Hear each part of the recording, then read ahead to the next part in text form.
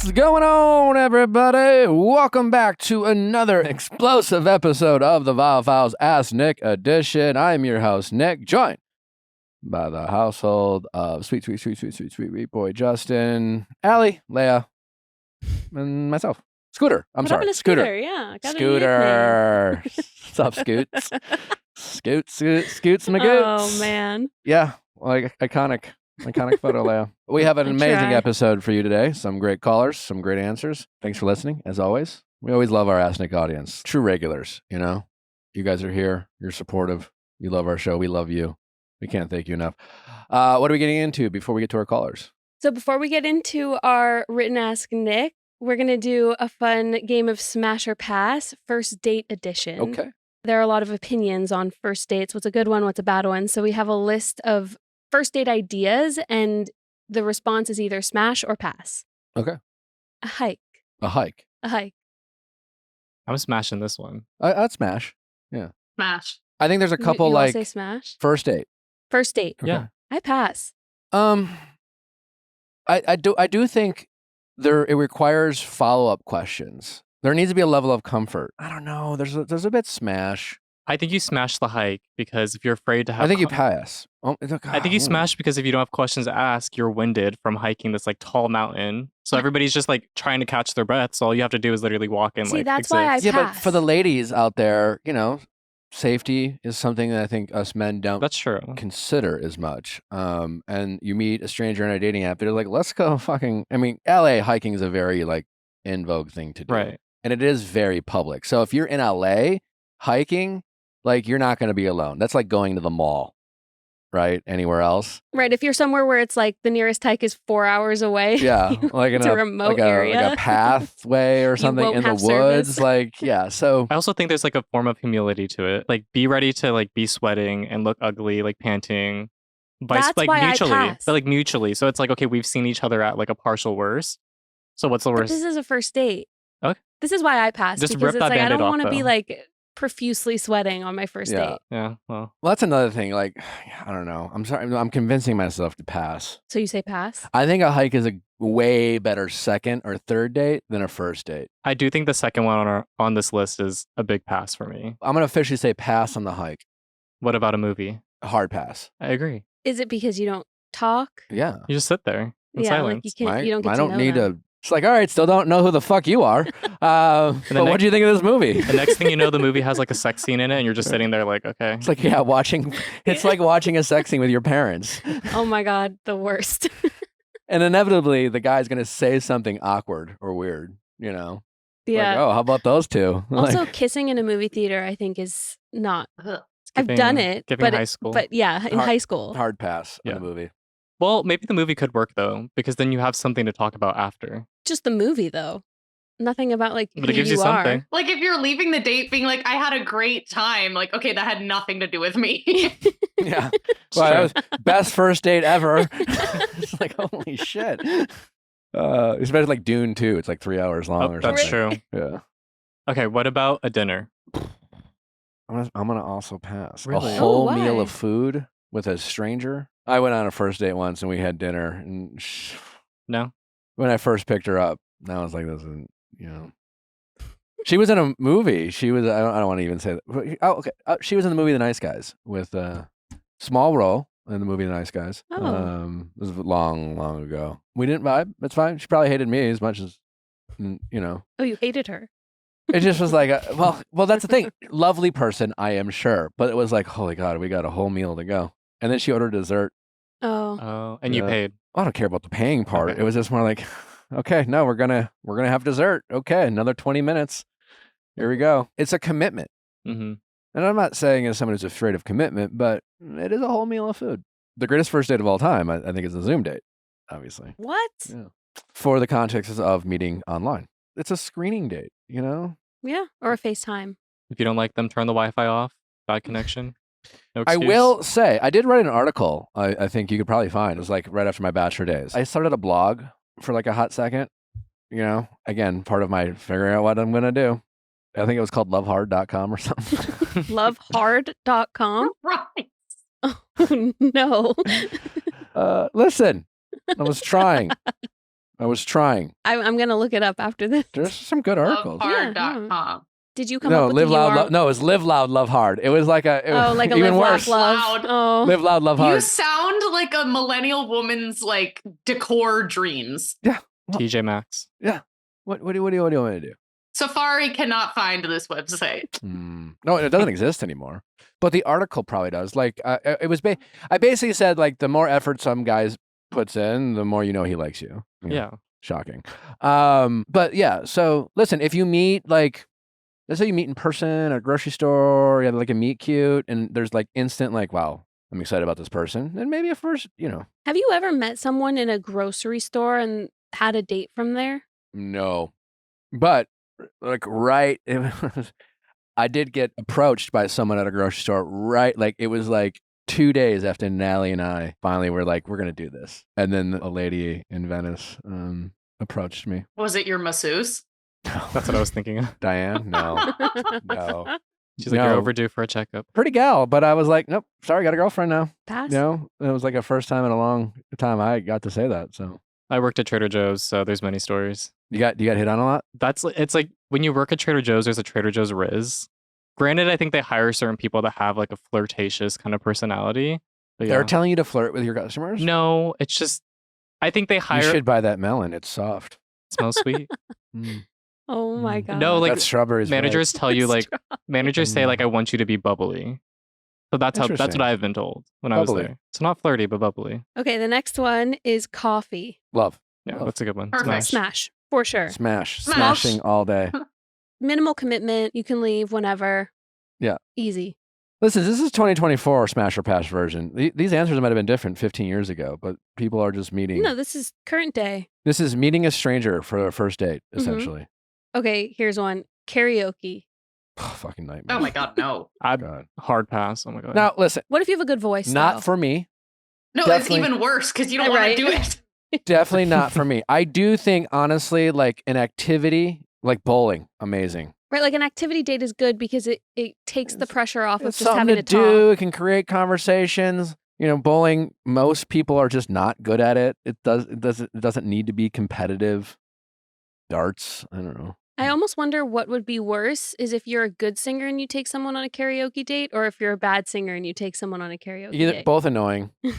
Yeah, both just bad. If you're both a good singer, though, that could be like a match made in heaven. Yeah, listen, if you like, if But you then it's both just a love show. karaoke. Yeah, That's but true. if For you're like, others. if on your dating bio, it's just like love a good karaoke night, well, then maybe a great first date for sure. But only then. Like you both have to just like be one of those like fucking weirdos. No offense to people listening. I just fucking hate karaoke. I wish I liked it. Honestly, it's just because I'm not good in it and I don't like doing things I'm not good at. So it's a me problem. So Yeah. I was coming out hard on the karaoke people. I apologize. I'm sorry. But yeah, it can be a smash for some people, pass for me. Yeah, I think it's pass for me too. Okay. You're good at dancing, right? I like to dance Okay. So what about dance lessons? on a first date. Yeah. Yep, that's the next one. I have to really like her, but then it could be great. Absolutely not. That's my worst nightmare. Well, I guess it depends on the lesson.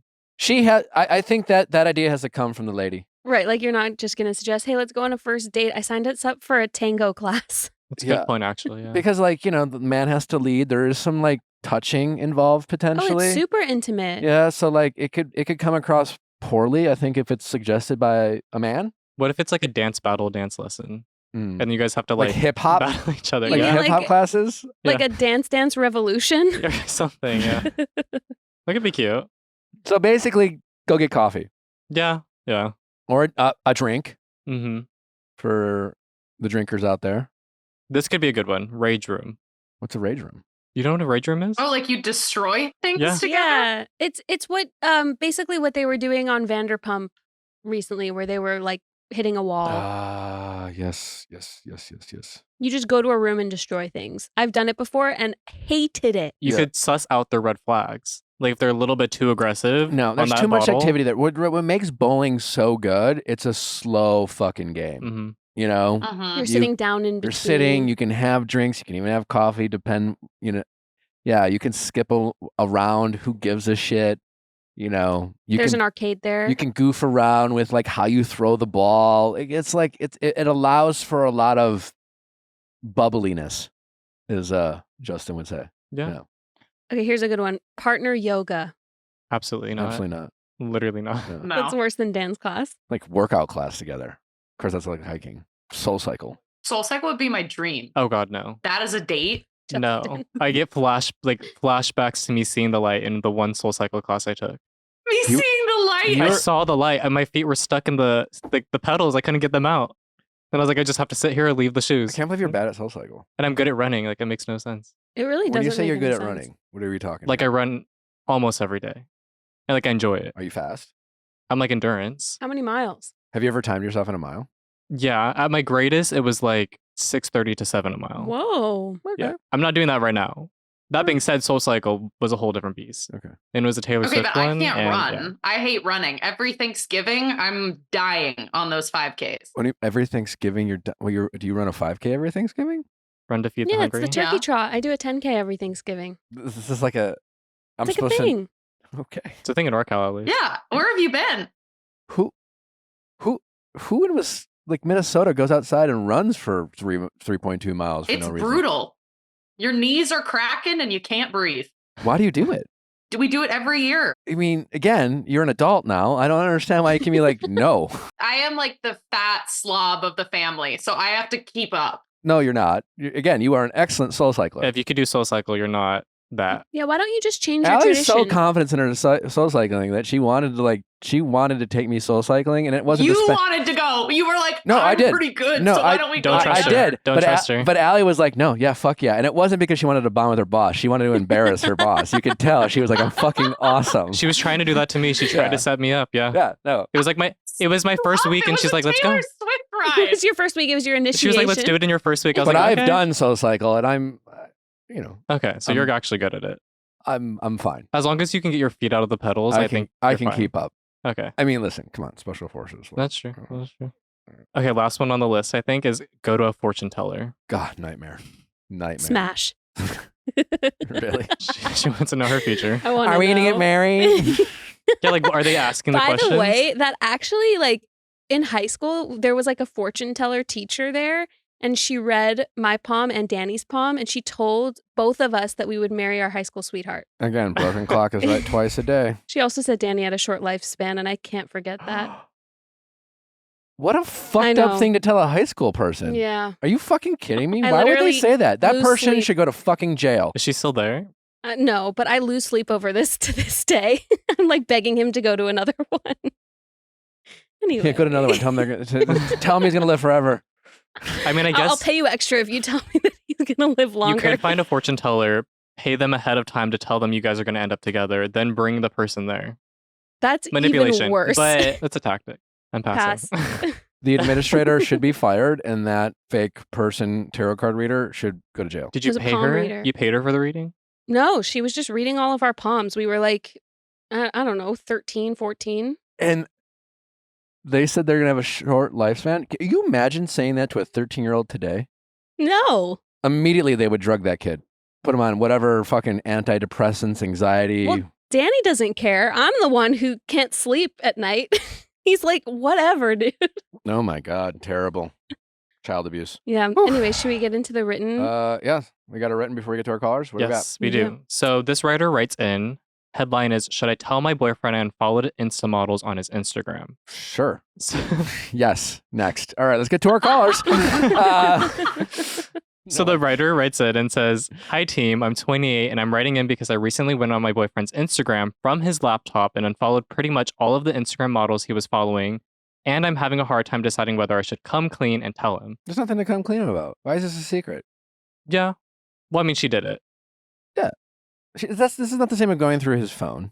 Well, she continues and she says, there's more context here, but would love to get some advice. We live together with another roommate, and I hate the idea of keeping something from him, but I also don't want him to not trust me because I was not going through his phone or reading his messages on Instagram. I only went to who he was following and started unfollowing because he followed hundreds of Instagram models, and in the Hundreds. moment, I was annoyed with him Hundreds? and reacted in this way. Hundreds. This is really simple. She's over fucking thinking about it. Yeah. If she didn't go through his phone and didn't read his messages, then she has nothing to apologize for. And he's got no reason to be like, how dare you? He's got no reason to be defensive, assuming there's nothing in the DMs or in his messages he needs to be hiding from her. So she simply says, hey, listen, I was a little annoyed, rightfully so, that you follow like 100 fucking models. So instead of making it a big deal, I did you a favor. I wouldn't unfollow them for you. You are welcome. Don't make it a big deal. Don't act like you have to sit down and be like, hey, I need to tell you something. I'm really sorry for doing this. No, you did him a favor. He shouldn't be following a bunch of people. I'm not saying he's doing a bunch of things wrong. He might have just like been following them for years and forgot about it. You know, every fucking once in a while, like I don't sit there and audit my Instagram, but every single once in a while, I'm going through our Instagram and I, you know, like as an influencer, you know, someone who has a following, every time you post something is a reminder to some of the people who follow you, be like, oh, I still fucking follow this person? Fuck. All right, unfollow. That's why I don't post anything. No, I'm kidding. Well, every time you post, you lose followers then gain followers. It's like, you know, you just, you know, you got to post a lot. That's the trick, so to speak. But, you know, every once in a while, like someone will post something and I'll be like, oh, yeah, I don't need to follow this person anymore. Yeah. You know, I haven't talked to it. It's not personal. It's just like, I'm not interested in their life. And maybe it was a girlfriend, or maybe it was someone I went on a date with. And it was like, you know, we just follow each other. No big deal. But like, I'm not going through and being like, oh, God, I gotta make sure I unfollow. But I'm also not following like hundreds of fucking models that it doesn't seem like he knows. But like, my point is, don't make it a big fucking deal. Well, she also goes on to say that she is embarrassed because she realized that this is immature. What's immature? To unfollow people without him knowing. Again, I think she's really overthinking it, making it a big deal. She has every right to be annoyed by this. Yeah. And is she just like, hey, listen, I was on the laptop and I unfollowed all the girls that like annoy me that you followed. So you're welcome. And she doesn't need to say, I didn't look through your messages, because she didn't. That's not the thing. If he goes, well, did you look through my other stuff? And be like, no. Then she could be like, of course, I would have told you if I did, but I didn't. But I just unfollowed people. Why? Are you hiding something? She can make this a funny thing. His response, the appropriate response by him should be, thanks. He should be thankful that she chose not to make this a big deal, like some sort of sit down and a fight. And he certainly shouldn't be like, why are you unfollowing people like these girls? Like, excuse me? You know, he shouldn't care. Because she did remove the ultimatum, or the possibility for there to be an ultimatum of like, you need to unfollow them. Like, it bugs me, you know? So that's true. Yeah. And she could be like, you know, having fun, but like, make sure that you're not following a bunch of guys that he might have a problem with. And don't do it from your point of view. Do it from his point of view. Because there's definitely a handful of women that she probably unfollowed that he might know, he might not, like, he might be chill with, he might be cool with, like, and he's like, why don't you unfollow Becky? Like, you know, we're cool, we're friends. I don't know. But big thing is, I don't think this is a big deal. I don't think she did anything wrong. And she doesn't need to apologize for something that she didn't do wrong. And she doesn't need to explain how she didn't do something. And this is not the same as going through messages. I think that she should have told him first before she unfollowed all of them. Just like, hey, you follow hundreds of Instagram models. Is it cool if, you know, either you or I go through and just unfollow them? And I think that would have been the better way to go about it, in my opinion. But now that, you know, she's already done it, I agree. I think that, you know, she has to say something. Well, He's going to notice. The big question is she not telling us something? Like, is she suspicious of him? What caused this behavior? Mm-hmm. Did she have to stop herself from going through those messages because she was afraid of something in the messages? I don't know. Or like, how did she notice there was hundreds of Instagram models that he was following? Well, that's not hard to figure out. Well, like, that's true. But like, she looked for it. Possibly. But if it's hundreds, like, let's assume he's not an influencer. So he's not going to have like, he should have about, I would think, an equal amount of followers versus who he's following. And if he had hundreds more, you're going to look. Headline for me is, this isn't that big of a deal, and he shouldn't care all that much. And he should honestly be glad that, you know, she didn't make it a big deal. And she's like, yeah, I'm just unfollowing him for you because you're with me now. It's also just like a weird look. It's obviously a thing. It's a little publicly pervy, you know? Like, you know, again, when I was single and I had a bunch of women friends, I still set myself up for like people making comments about friends I kept or whatever. I didn't give a fuck, but like, now that this guy's in a relationship, yeah, he should care about how he presents himself to the public if he has a public facing social media account. I mean, her dad's like, well, who the fuck is this chick she's following, you know? But I don't think it's that big of a deal unless she makes it a big deal. That's my 2 cents. Yeah. All right. It's time to get to our callers. Don't forget to send those questions at asknick@theviallfiles.com. For all things Ask Nick, texting office hours, you know, mediation, you know the drill. We will be back tomorrow for a monster episode of Reality Recap, getting into the premiere of The Valley, VPR. We got Sheena having orgies. We got the Big Bachelor finale. Who does Joey pick? We're pretty sure it's Kelsey, but how does it all go down? Will they announce the next Bachelorette? Is it Daisy? Is it Maria? Who knows? So many questions shall be revealed. We'll discuss. We'll break it all down. And then I promise you an amazing guest next Thursday. We don't even know who it's going to be. We have a couple options, but it will be good.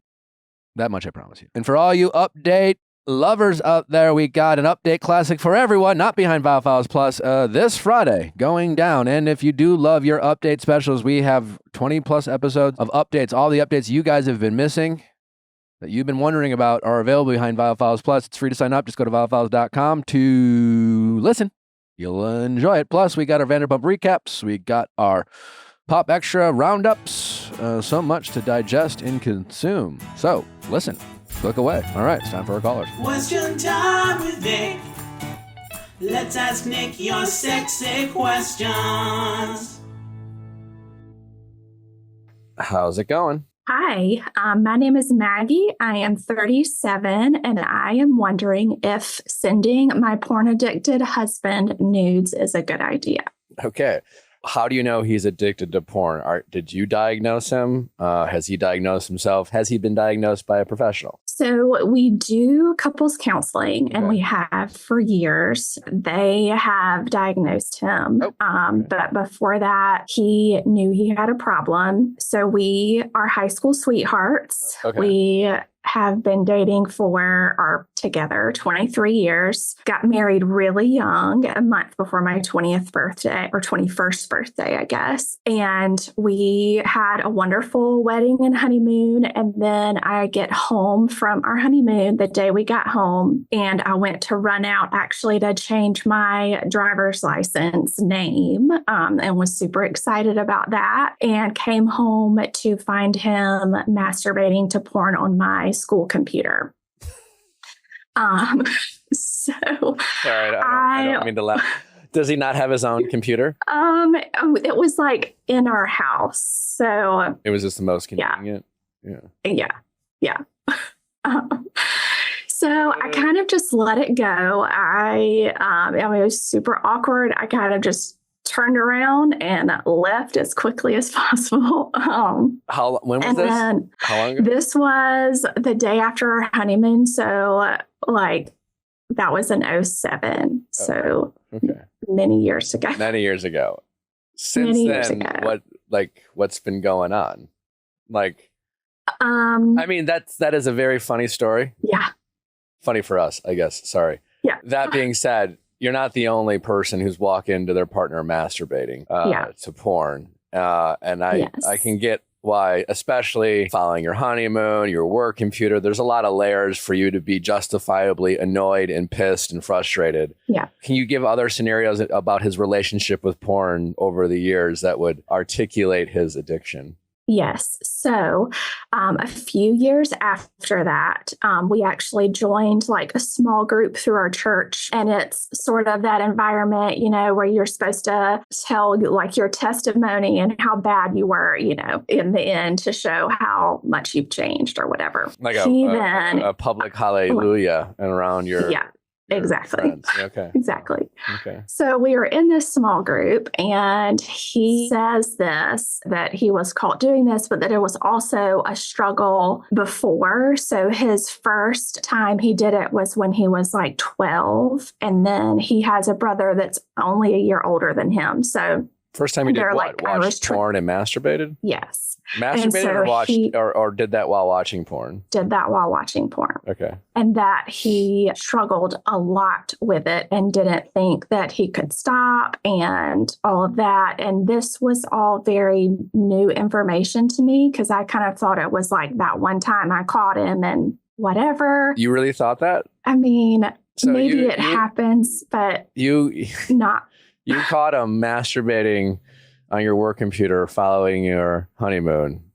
You walked out. You probably both felt embarrassed, and then I'm assuming it sounds like you just didn't like talk about it, and then you just you didn't, and then you just decided for yourself that this was a one-off, and that okay. And I think a lot to like make myself feel better because I am very, I take things a lot on myself. I'm a people pleaser. Like I was trying to justify that this was not me, you know, that it wasn't, that we literally just got back from our honeymoon and like, it's not really. It's bad timing. It has nothing really to do with you. Question: your couples therapy, is this through your church or is this through like a therapist? No. Okay. Yeah, no, our current therapy now. So going back to like obviously hearing that news through the small group that it obviously wasn't a one-off and that he felt like it was a struggle for a very long time and a struggle before we got married, a struggle after we were married, and that he committed to, which I believe him. We got rid of all of our like open computers at home. He installed an app on his phone. He has a like accountability partner that he calls when he feels like he's tempted or whatever. I believe that he's trying because my opinion, I don't like it. It makes me very uneasy and self-conscious to know, like, I don't think that open use of porn in our relationship could be something that I could ever be comfortable with. And that's just me. Like again, I'm self-conscious. I don't think I could ever live up to that. Obviously, like if he's watching it constantly and I have had, 3 babies, I am nowhere near that. I mean, you don't even know what type of porn he's watching. So, I don't. There's a spectrum of options, Yeah. So you don't even know what you're comparing yourself to. Yeah. Well, listen, send the nudes. For sure. This is definitely a non-expert opinion. Yeah. But like, I'm a big believer in, you're married. Yeah. You guys are high school sweethearts. You got to find ways to mix it up. And I think in a relationship, it's fun to keep things exciting. And especially in a relationship, send each other's nudes. I mean, fuck, it's one thing to not be in a committed relationship, but like, because, shit, you date someone.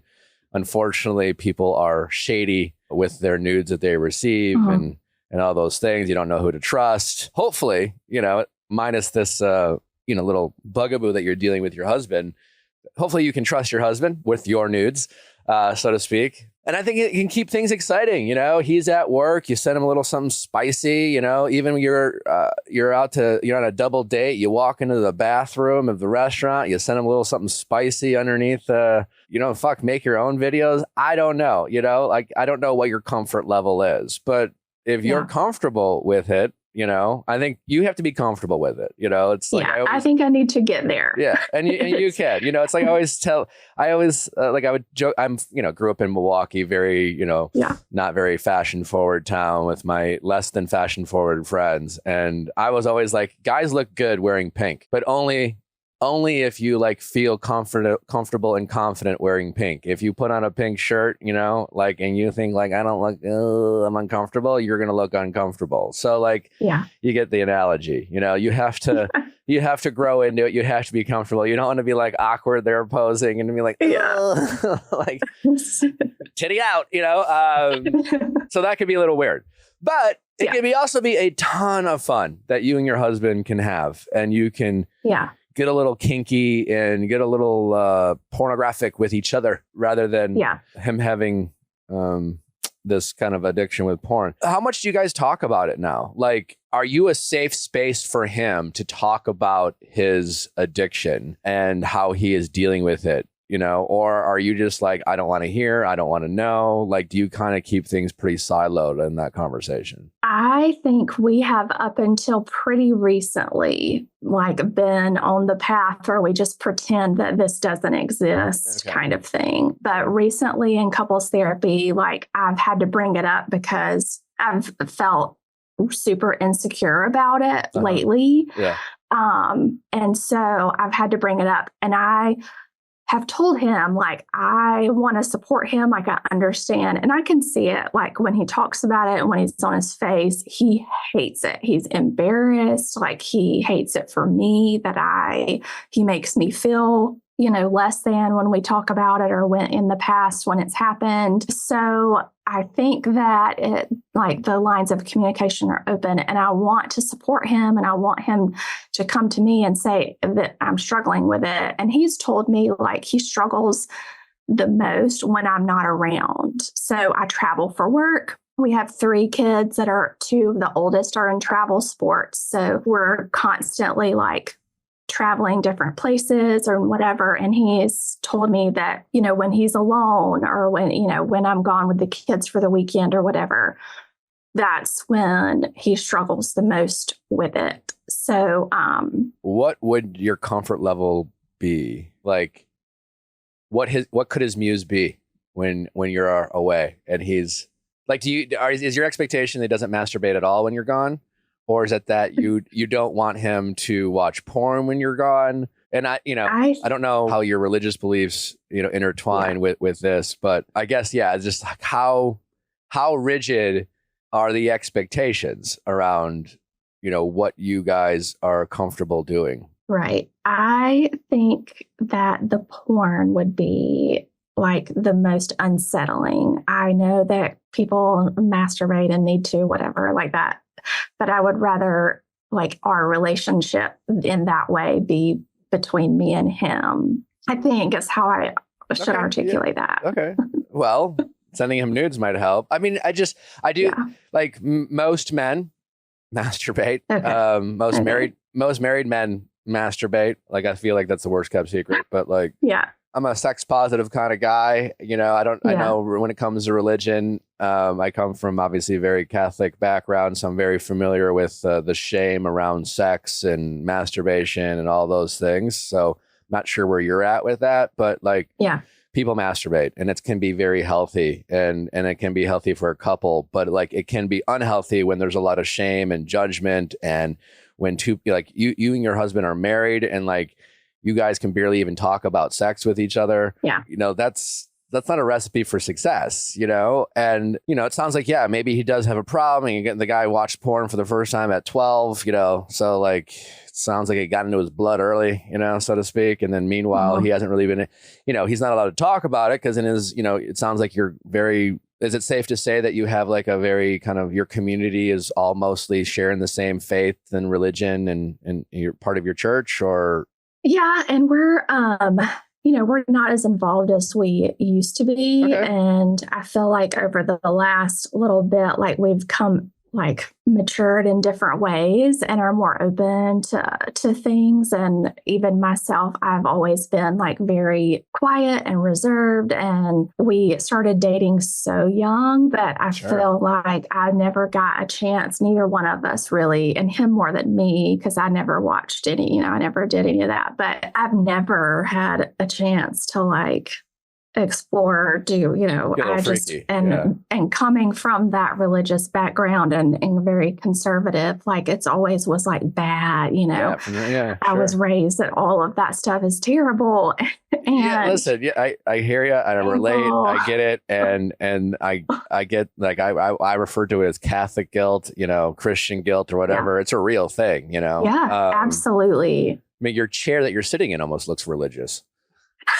Well, I'm a interior designer, and this is like this is my really cool antique chair. It's a great looking chair, but it kind of does. It looks like a little like something a priest would sit on. It actually is from an old church. Is it? Okay, yeah, there you go. But yeah, listen, the repression of feelings and your sexuality is, I don't know. I don't think very healthy. I'm not a sex expert at all. I'm not a therapist, but my 2 cents is. The repression of these feelings isn't doing you guys any good. And I totally get that where it's coming from. I think I commend you and your husband for trying to work through this. And I commend you for also acknowledging that, like, it doesn't necessarily take him off the hook or say he doesn't have something to work on. But I think this is a bigger conversation than just my husband watches porn. This is, to me, this is more about, we've been dating since we were high school sweethearts. We're in our mid to late 30s. Our sexual history is incredibly limited. We both grew up around a lot of shame when it comes to sex and exploring our sexuality or just exploring our fantasies or kinks or whatever, whatever your thing is. Everyone has a thing, you know what I'm saying? And I think the fact that you guys are open to having those conversations now can go a long way, you know, and being patient with each other. And quite honestly, I think you guys just need to continue to practice having these types of conversations with each other. Because right now, I'm guessing when you talk about it with him, you know, as understanding as you seem to be trying to be, it's more like, what's wrong with you? Why are you doing this? You know, how can you stop doing this? You know, it's just like that shame and judgment. And like, you have the right to feel how you feel about him watching porn and masturbating. You know, you're not wrong for that. At the same time, he's not some sort of monster with this like terrible, like, you know, he watches porn and masturbates. It's like, and I get how you feel about it, but I'm just like, he probably does have a problem. He probably does need to slow it down. It must be a challenge for him to being used to watching something while he masturbates rather than just like closing his eyes. Because he can watch porn when he closes his eyes. You know what I'm saying? He's certainly watched enough of it. But most men require some sort of visual stimulation. But more importantly, like, how do you two, if you want to limit, you know, what he's doing there, like, how do you two like continue to meet each other's sexual needs? And how do you two continue to together discover new needs and new fantasies and create a safe space with each other where let's talk about it, maybe in the bedroom, let's, you know, play around or whatever you want to call it. And like really just trust that this is a safe space. There's not a lot of judgment. If someone's slightly uncomfortable, there's a lot of patience and understanding. There's not a lot of frustration and like resentment and like, you know, but like it really comes to you guys wanting to have, you know, advance your relationship sexually, it sounds like, because it sounds like it's been pretty vanilla and you guys don't talk about the uncomfortable stuff. And I totally get why, because you've both been basically programmed not to. Your entire childhood and young adult life, it's just like, don't talk about it. It doesn't happen. Don't ask, don't tell. If you're going to do some crazy shit, just pretend it doesn't happen, because like, which is always kind of funny. I always found funny when it comes to like super religious people. And again, I come from a very religious background. It's like, it's a lot of the don't ask, don't tell, like act as if. And yet like, this is all for the sake of, you know, the Lord, right? Jesus. And I'm thinking like, but aren't we told that Jesus loves and he sees all, he's all knowing. So it's this like, he's right there on our shoulder when we're watching porn. But like, it's more like in the Christian community, it's like, as long as our friends don't know, then we're fine, right? You know? Yeah. But it's like, well, wait, I thought the Lord knows. He knows all. It's just there's a handful of hypocrisies I always like to point out when it comes to the religious folk. Ultimately, yes, send the fucking nudes, you know? Okay. At your comfort level. Yeah.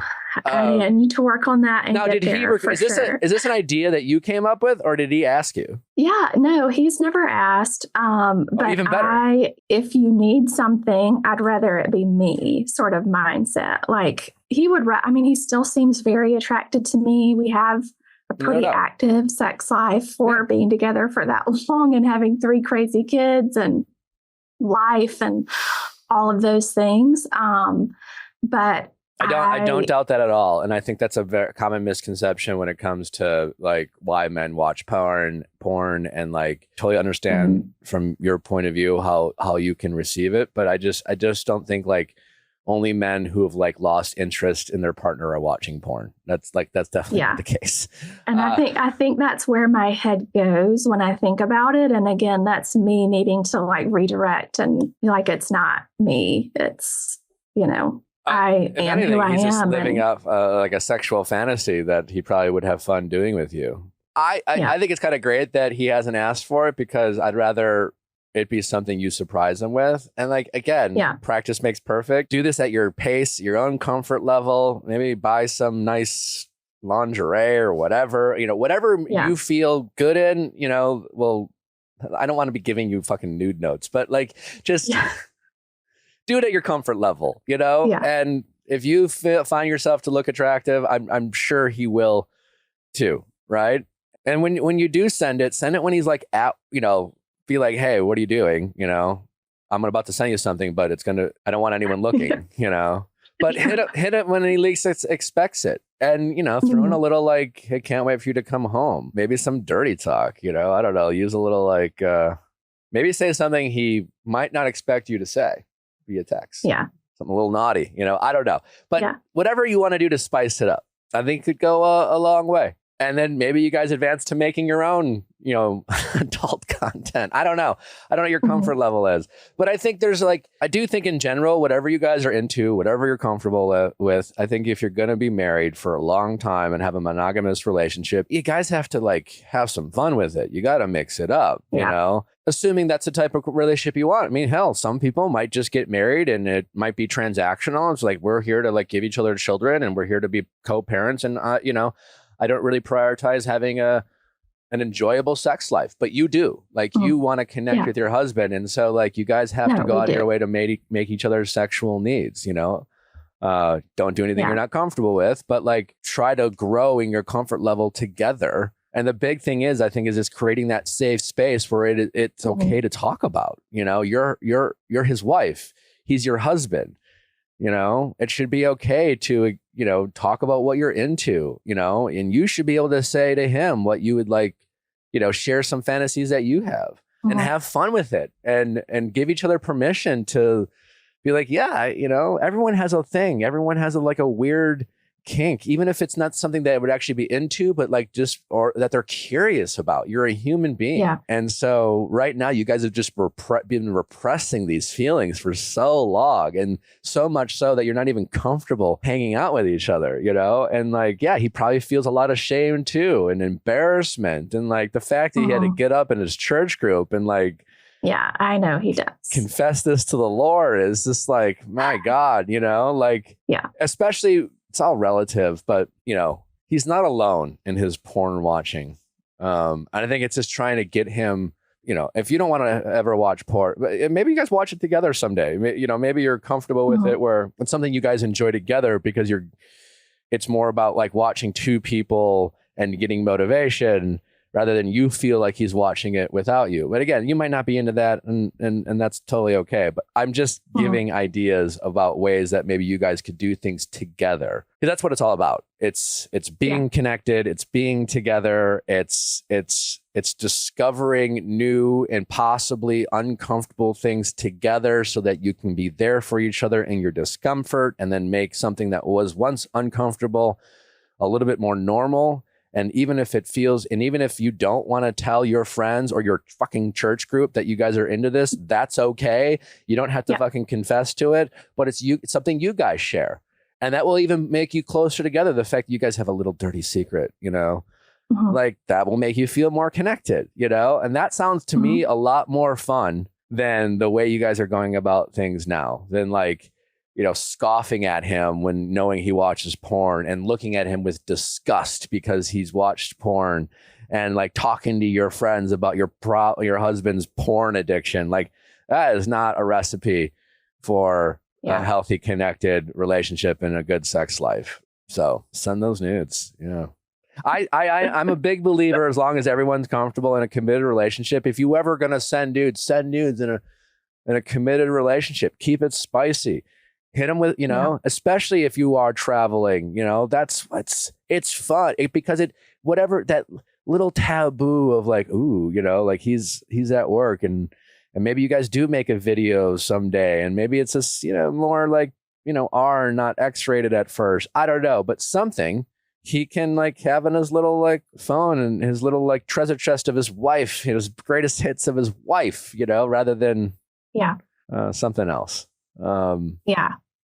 Yeah, I would much rather that than just, you know, looking at other people or whatever. I just read that if he continues to need computer or phone to whatever, then it would be less about me and more about the computer or the phone, I think. Yeah, I don't know. I'm not an expert in that. Again, I would rather it, I think, be me, but either way, if I can't be there live, I would rather it be me if he's going to look at something. And I would rather, and I hope that you can enjoy doing this. I hope that you feel a sense of it kind of makes you feel a little good about yourself, you know, and a little spicy. For sure. You and know? I'm definitely getting there. I've recently, having kids can no longer be, my youngest is 5 and my oldest is 14. So can no longer be an excuse of having kids. So we have both like really tried to take care of ourselves, and we've both lost a lot of weight recently. And I'm finally, I think in my late 30s, more than ever, come into really who I am. And amazing. Yeah. Really speaking out and being confident. And I feel like I look better than I really ever have. Incredible. So, that's amazing. So keep leaning into that. If you haven't already, maybe to kick off this, because again, like send the nudes, but to me, that's not the key here. I think the sending of the nudes or making your own content is part of the overall solution. But the big part is you and your husband getting more on the same page and more creating the safe space to talk about this stuff.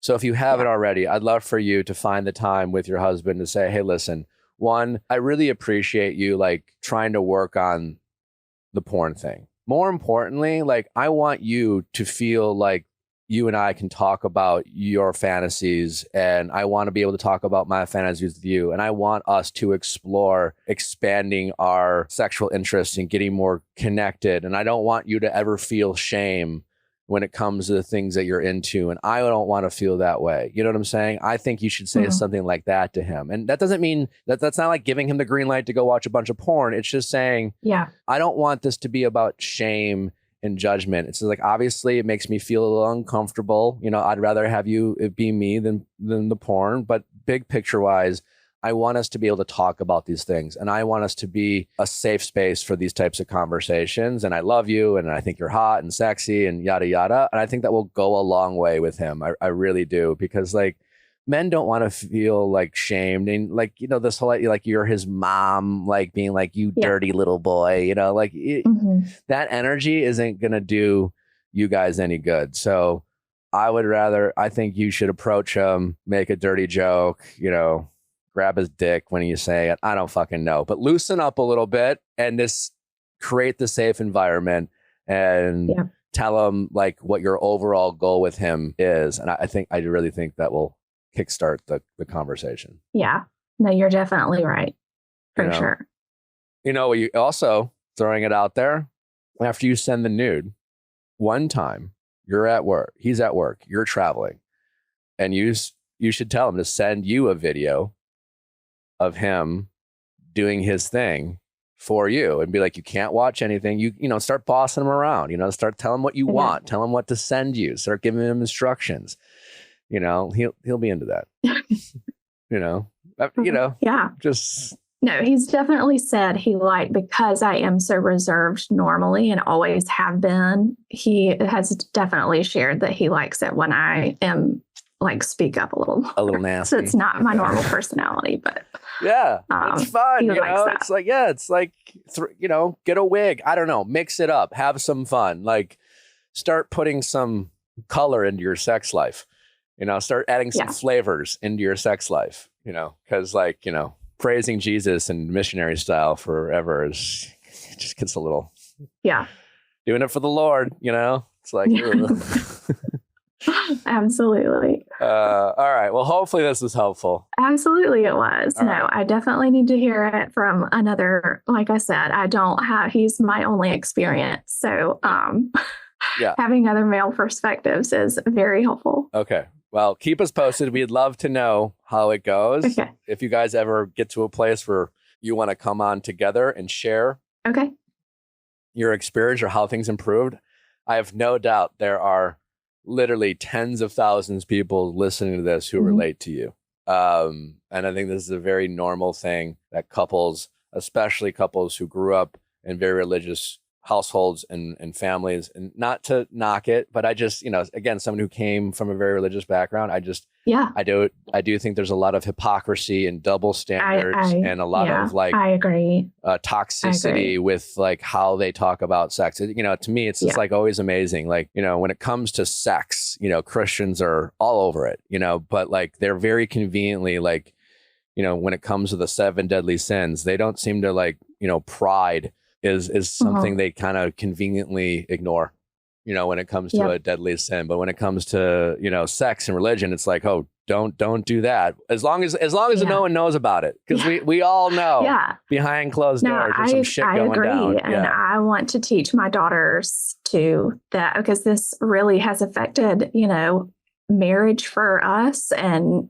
children. And we're only 37 and we don't, we love each other and want to stay together, but we did have sex before we were married, and it was such a stigma. And so and I feel like that has followed us. Yeah, for sure.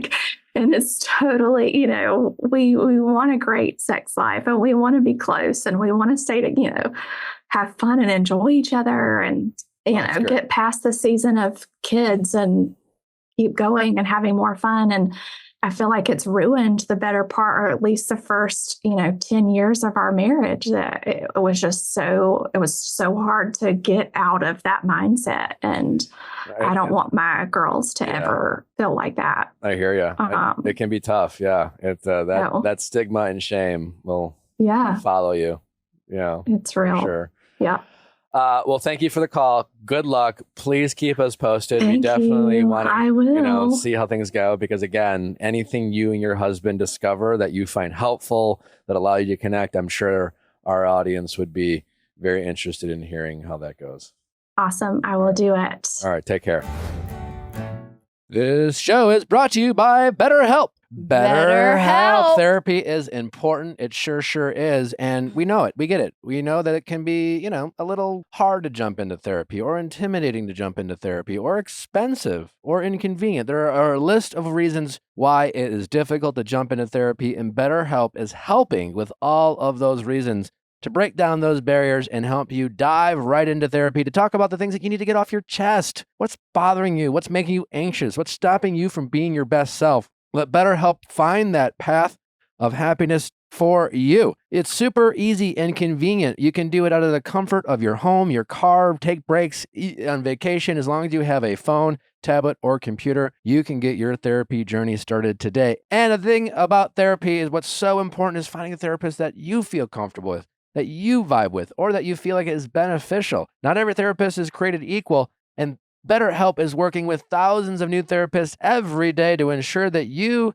can find a therapist that's right for you. To get started, you just go to BetterHelp.com and you take a quick assessment, a quiz, if you will, to talk, and let them know what type of therapy you are looking for, what you're interested in, what are your goals, and they will quickly assign a therapist they think is right for you. And if they don't get it right the first time, no problem, you can shop around with BetterHelp. Allie is a BetterHelp advocate herself. No, what I love about BetterHelp is I now have a weekly ability to just talk with someone either about what I'm going through that week, or maybe if I want to look ahead, giving tools for, moving into next chapters of my life. I was even thinking recently that I was I am debilitated by fear when I am left home by myself, and when I'm asleep in my home by myself and my parents are not there. And my friend had a great suggestion. She was like, why haven't you brought this to your therapist? Maybe she can give you tools and tricks to get out of your own head and actually be able to sleep through the night. So I have my agenda set for next week. Learn to make time for what makes you happy with BetterHelp. Visit BetterHelp.com/VIALL today to get 10% off your first month.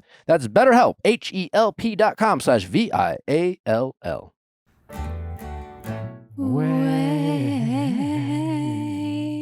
It takes me forever to do my hair. And you know why? It's because it's so, when it air dries, so frizzy. It's just not the vibe, right? Way came out with their anti-frizz cream. And I actually got it a few weeks ago. And it really, truly is I just put it on and then blow dry my hair, and my hair is so silky smooth and just looks so good. I love a lot of Way's products also. They have a really good leave-in conditioner that I spray in after every single shower. It smells absolutely delicious. Also, their hair oil, if I'm doing a oil, for people who don't understand what she's saying.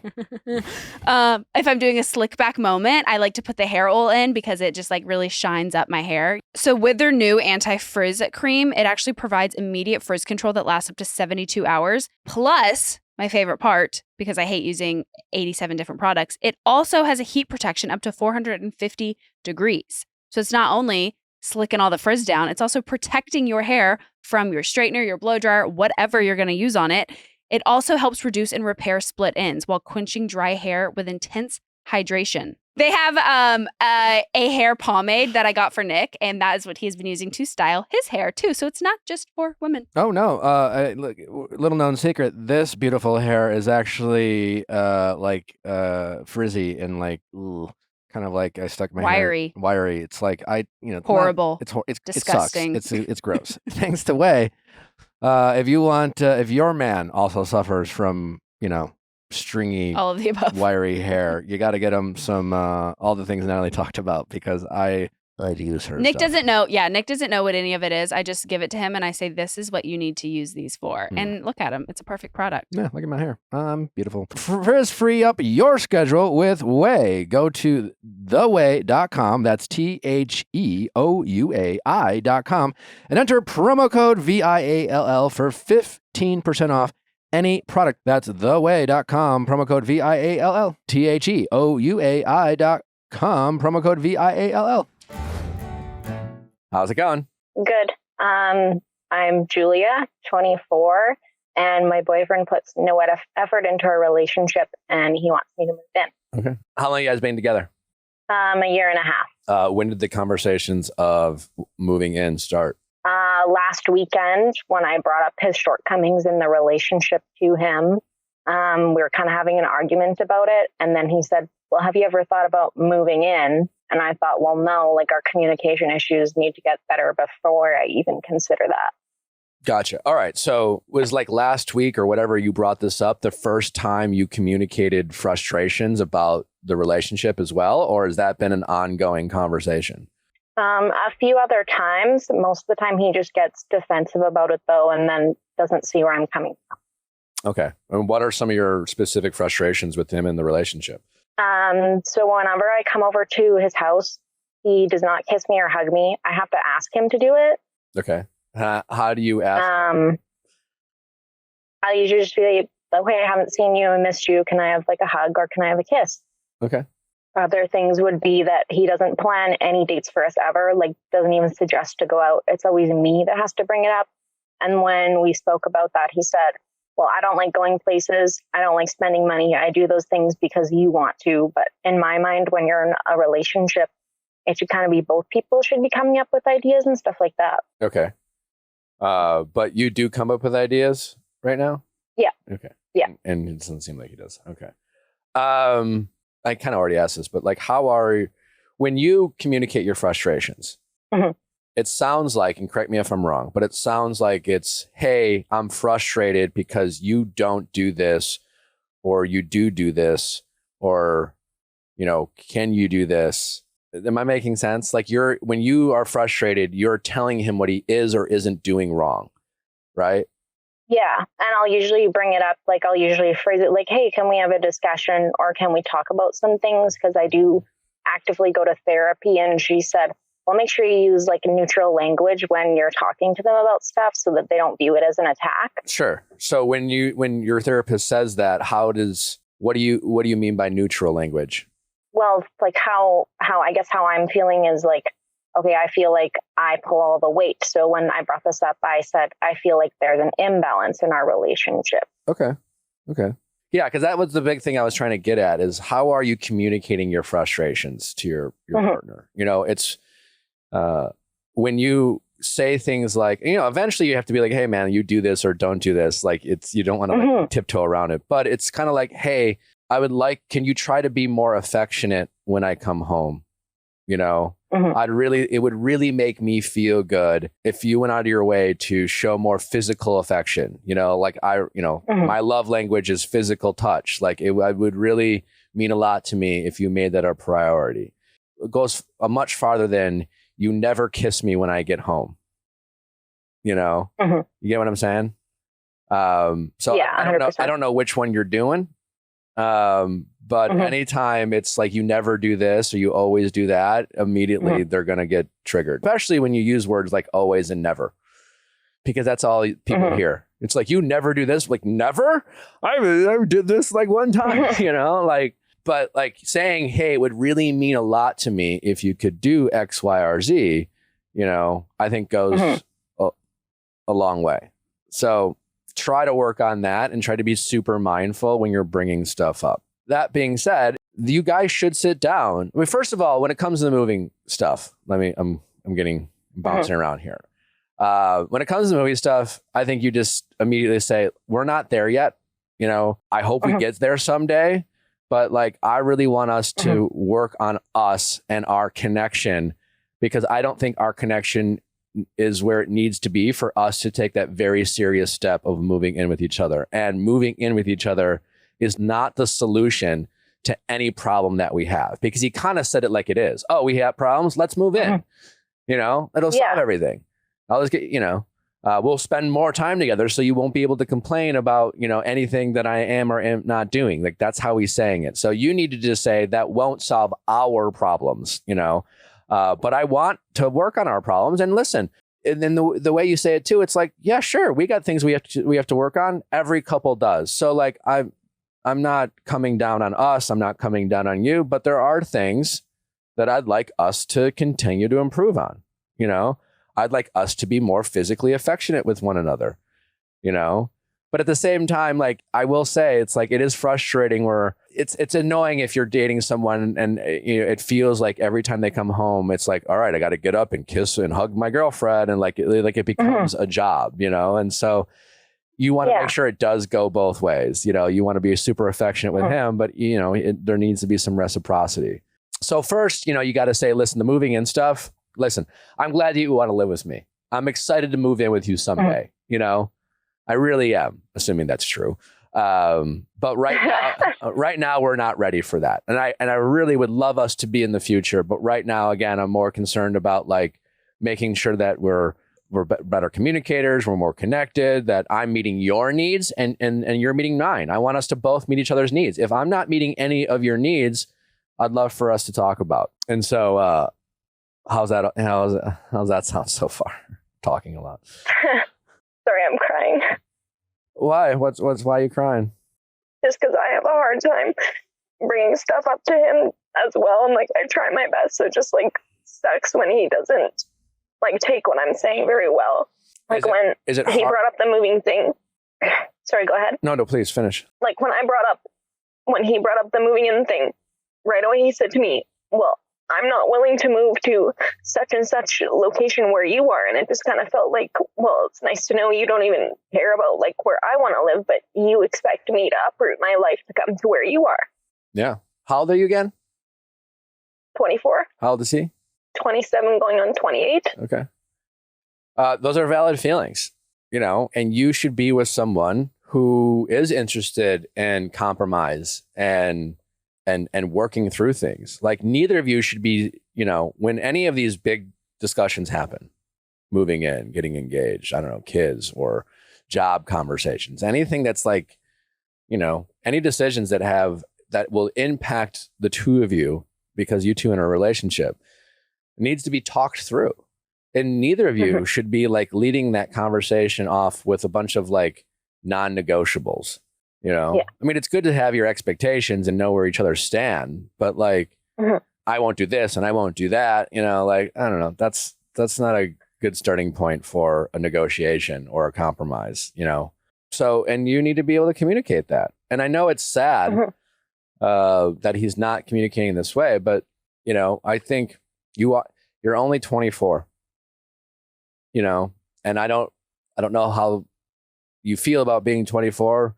I'm sure 24 for you sounds a lot older to you than it does to me.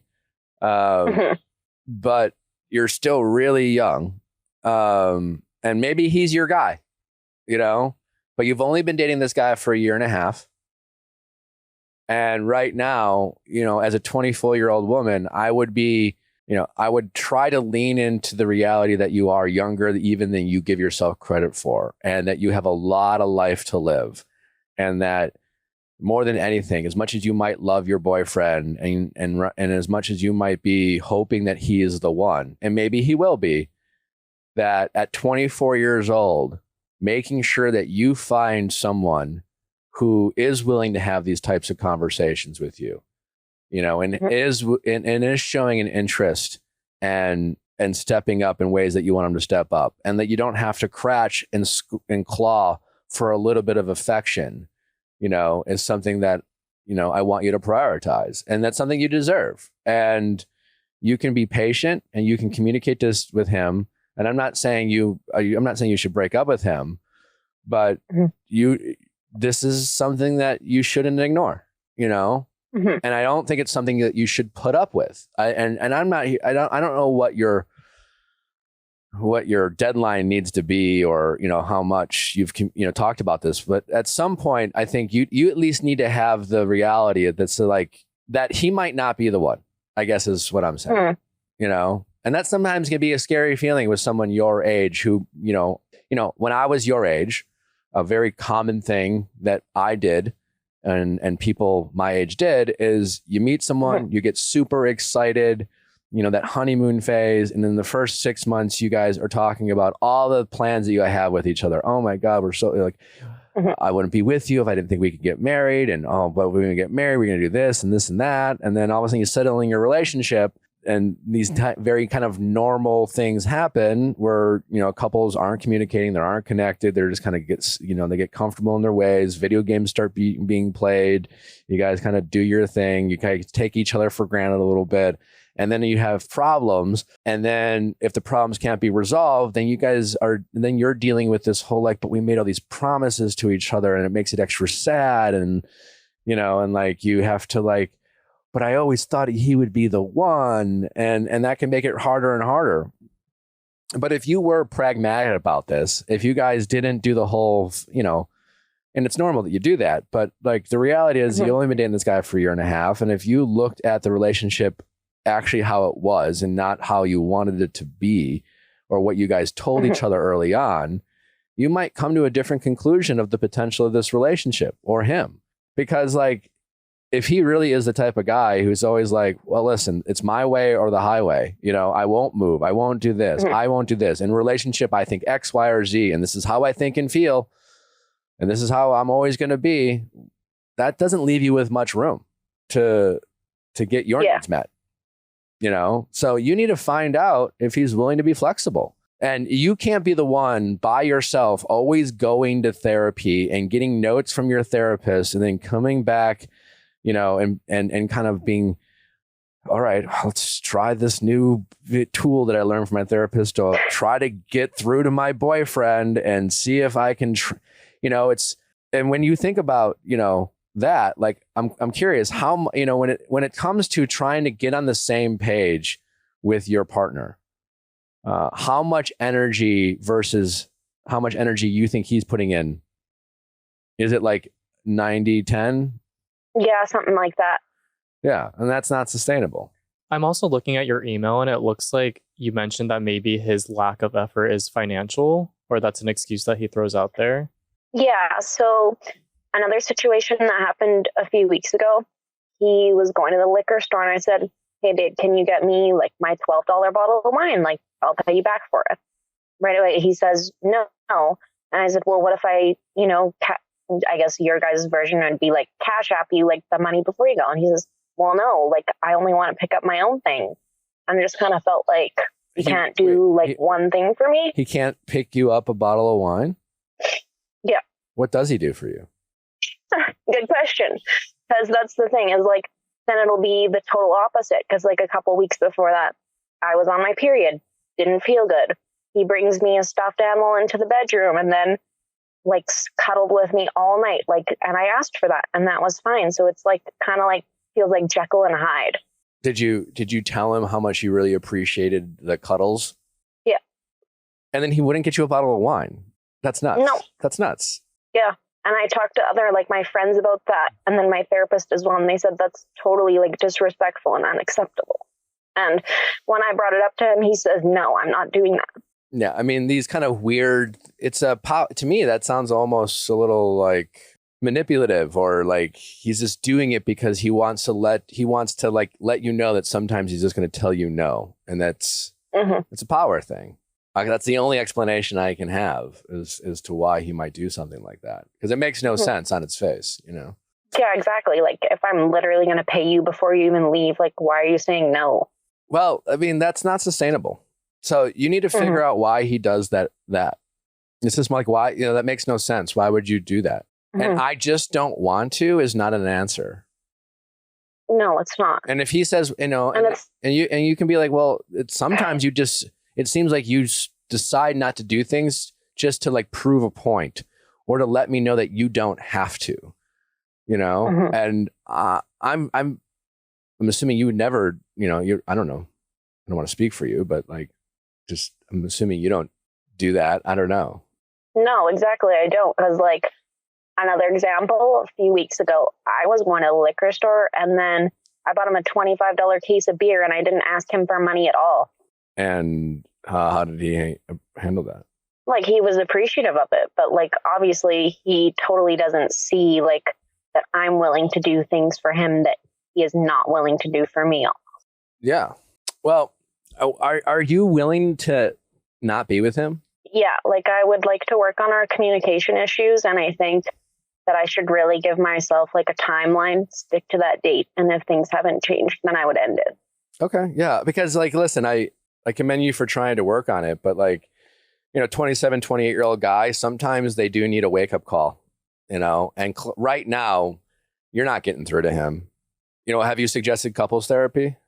I'm assuming yes. No, I have not. You haven't. Okay, well, that's an option. I don't know if I wouldn't be shocked if he's resistant to that, but but listen, all you can do is to continue to do what you're trying to do, right? Which is trying to use, non-aggressive language and try to, get him to talk through things and get on the same page, have it not be adversarial. Not try to score keep. Well, I did this because so you didn't do that. It's like, it's not about keeping score. It's not about, it's just about just the general theme of your guys' relationship is to always want to help each other out. You should always want to be doing nice things for each other. And if you're not, then that's just bizarre, Yeah. Like there is, he should, every time he goes out, hey, can I get you anything? That's bare minimum. And yeah, I don't know what your guys' financial situation is. But like, if you guys have completely separate finances, that's totally fine. But he can still ask you to pick something up because you can pay him back. When I had roommates, it was like, hey, man, can I pick you up anything? I'm going to fucking the grocery store. I wasn't paying for my roommate's groceries, but if I'm going somewhere and I could help him out, you do it. Yeah, it feels like times like I have to ask for the bare minimum. And to me, that's just not acceptable. So, yeah, I think you just do everything you need to do so that if you do decide to end it, you have no regrets. You know that you tried. You know that you tried everything. But you are only 24. You don't deserve this type of behavior. It sounds like this has always been the case in your relationship. And, I'm sure there are a lot of good things about the relationship, but they don't mask the bad. And like, if you're miserable now, you're going to really fucking hate them in a few years. And it's not going to get better over time. It's only going to get worse. So I think honestly, you have a good plan. I think keep doing what you're doing. Try your best. Try to, again, keep getting connected and not, not in a threatening way, but just say, listen, like, I'm trying to do this the healthy way. I'm trying, and I'd love for us to be on the same page. But if you don't want the type of relationship that I want, then maybe we shouldn't be together, because that's what it's about. I want to talk with you more about what kind of relationship I want. And I want to know what kind of relationship you want. Fine. I'll hear you out. What are your expectations of a relationship? What are your expectations of yourself in a relationship? What are your expectations of me in a relationship? What are your expectations of us in a relationship? And ask to hear them out. What is his core principles about what it means to him about being a boyfriend? How does he think he should act? And and if he's just like, well, I don't think I should ever do this or that and blah, blah, blah, you might be like, well, yeah, well, good luck with that, buddy. I don't want that type of relationship.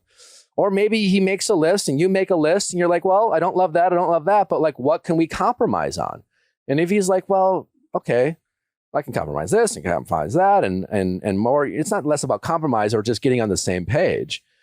But if he's willing to do that, then great, there's potential. But if he's not, then it's just like, you have the answer you need.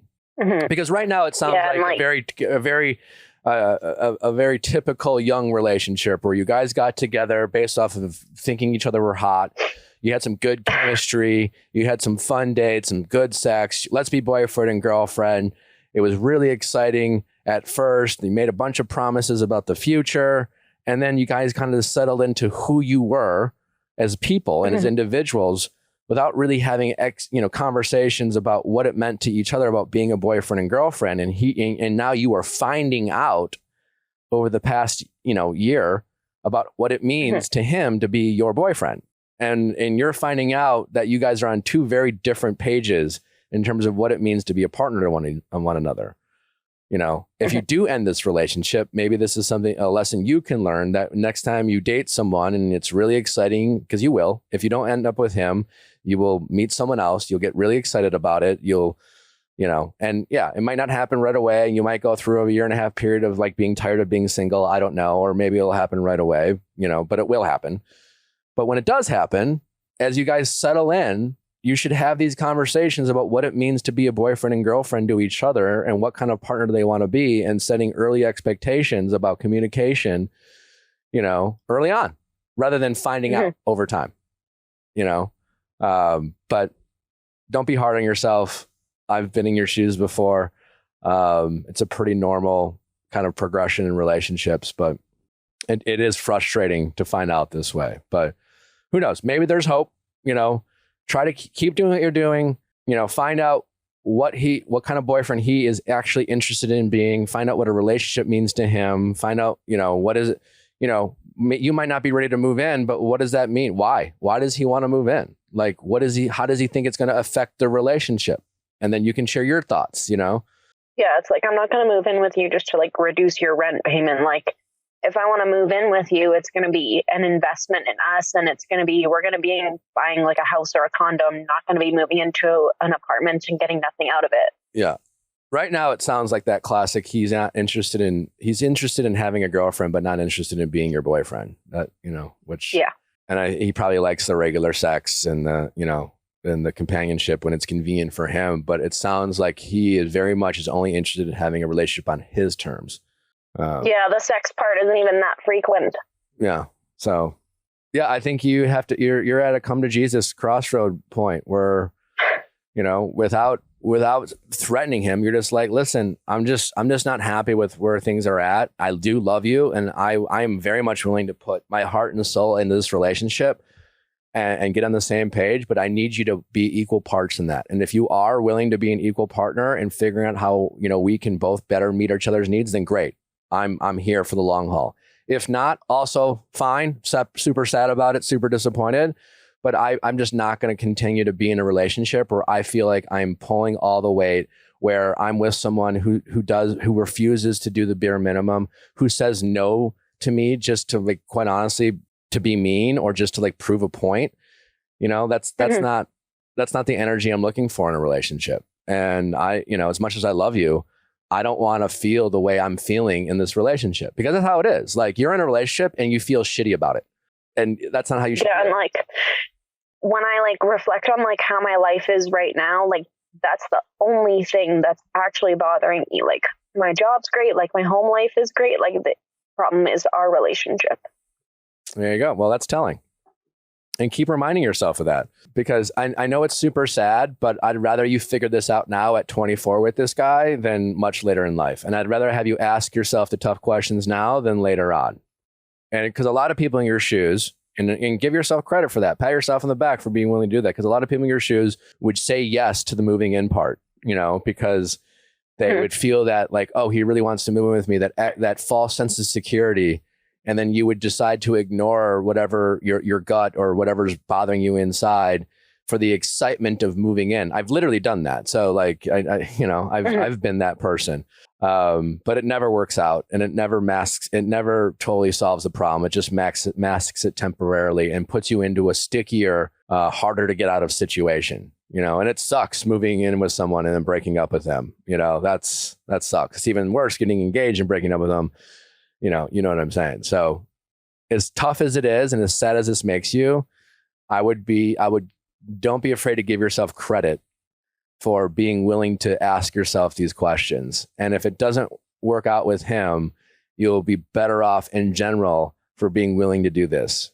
Because this is you being a better communicator and being willing to have uncomfortable conversations with the people you're trying to grow a connection with, because you're eventually going to always have to have uncomfortable conversations.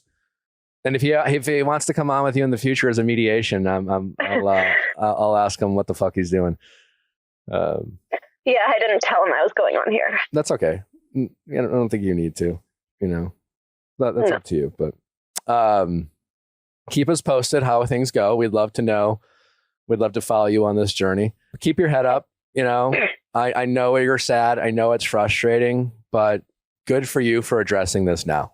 Because no matter what, you are doing yourself an immense favor right now by not ignoring how your gut about how you feel about this relationship. And as sad as that makes you, you're going to be so much better off in the long run. And I think your idea of setting some kind of timeline is a good start.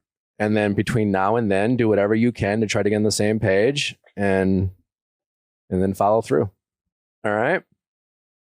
Thank you. All right. Well, good luck. It's going to be okay. I promise. I don't know how it's going to end, but I promise you this is going to be okay. I promise. You're going to be okay. Thank you. You're going to be a happier person in the long run. So you're doing honestly, you're doing as a 24-year-old woman, you're doing a lot of things that I wish I was doing as a 24-year-old man. So you're in good shape. Life's a journey, ups and downs. This is part of the process, but you are making smart and healthy decisions for yourself, which is really important at this point in your life. And while you might not get things when you want them, long run, you eventually are going to get the life that you want as long as you continue to make these smart and healthy decisions for yourself and be willing to have tough conversations and be willing to be, communicative with your partner will lead to good things. Okay? Okay. All right. Take care. Okay, you too. All right. Bye-bye. One skin. We need to switch up our octa. Oh, all right. Go ahead. Let's go a little deeper. One skin. Reverse aging. That's what I'm talking about. And I'm not getting any younger, but I'm looking younger every day. Thanks to the good people at One Skin. I'm a real life Benjamin Button. No, and I cannot be more thankful to One Skin for what they have done for Nick. She had some real concerns about the way I might fall off a cliff one day when it comes to how I look. But thanks for One Skin. She is, She wasn't sure about the age gap, and then One Skin entered the picture, and she's like, thank God I can date him. They say Father Time's undefeated. Well, that is until One Skin came onto the scene, because the good people at One Skin are reversing aging. Yeah, you heard us right. One Skin's products are powered by their scientifically proven peptide called OS1. This peptide reduces accumulation of damaged aging cells, the cells that make your skin less resilient and more prone to lines and wrinkles. Instead of making these issues, One Skin addresses them at the cellular level, boosting your skin's natural barrier to lock in moisture and protect against the elements. They also have a full line of face and body products, including the OS1 Shield and SPF that prevents UV-induced aging and repairs cellular aging all at once, which is my favorite product. I like to use it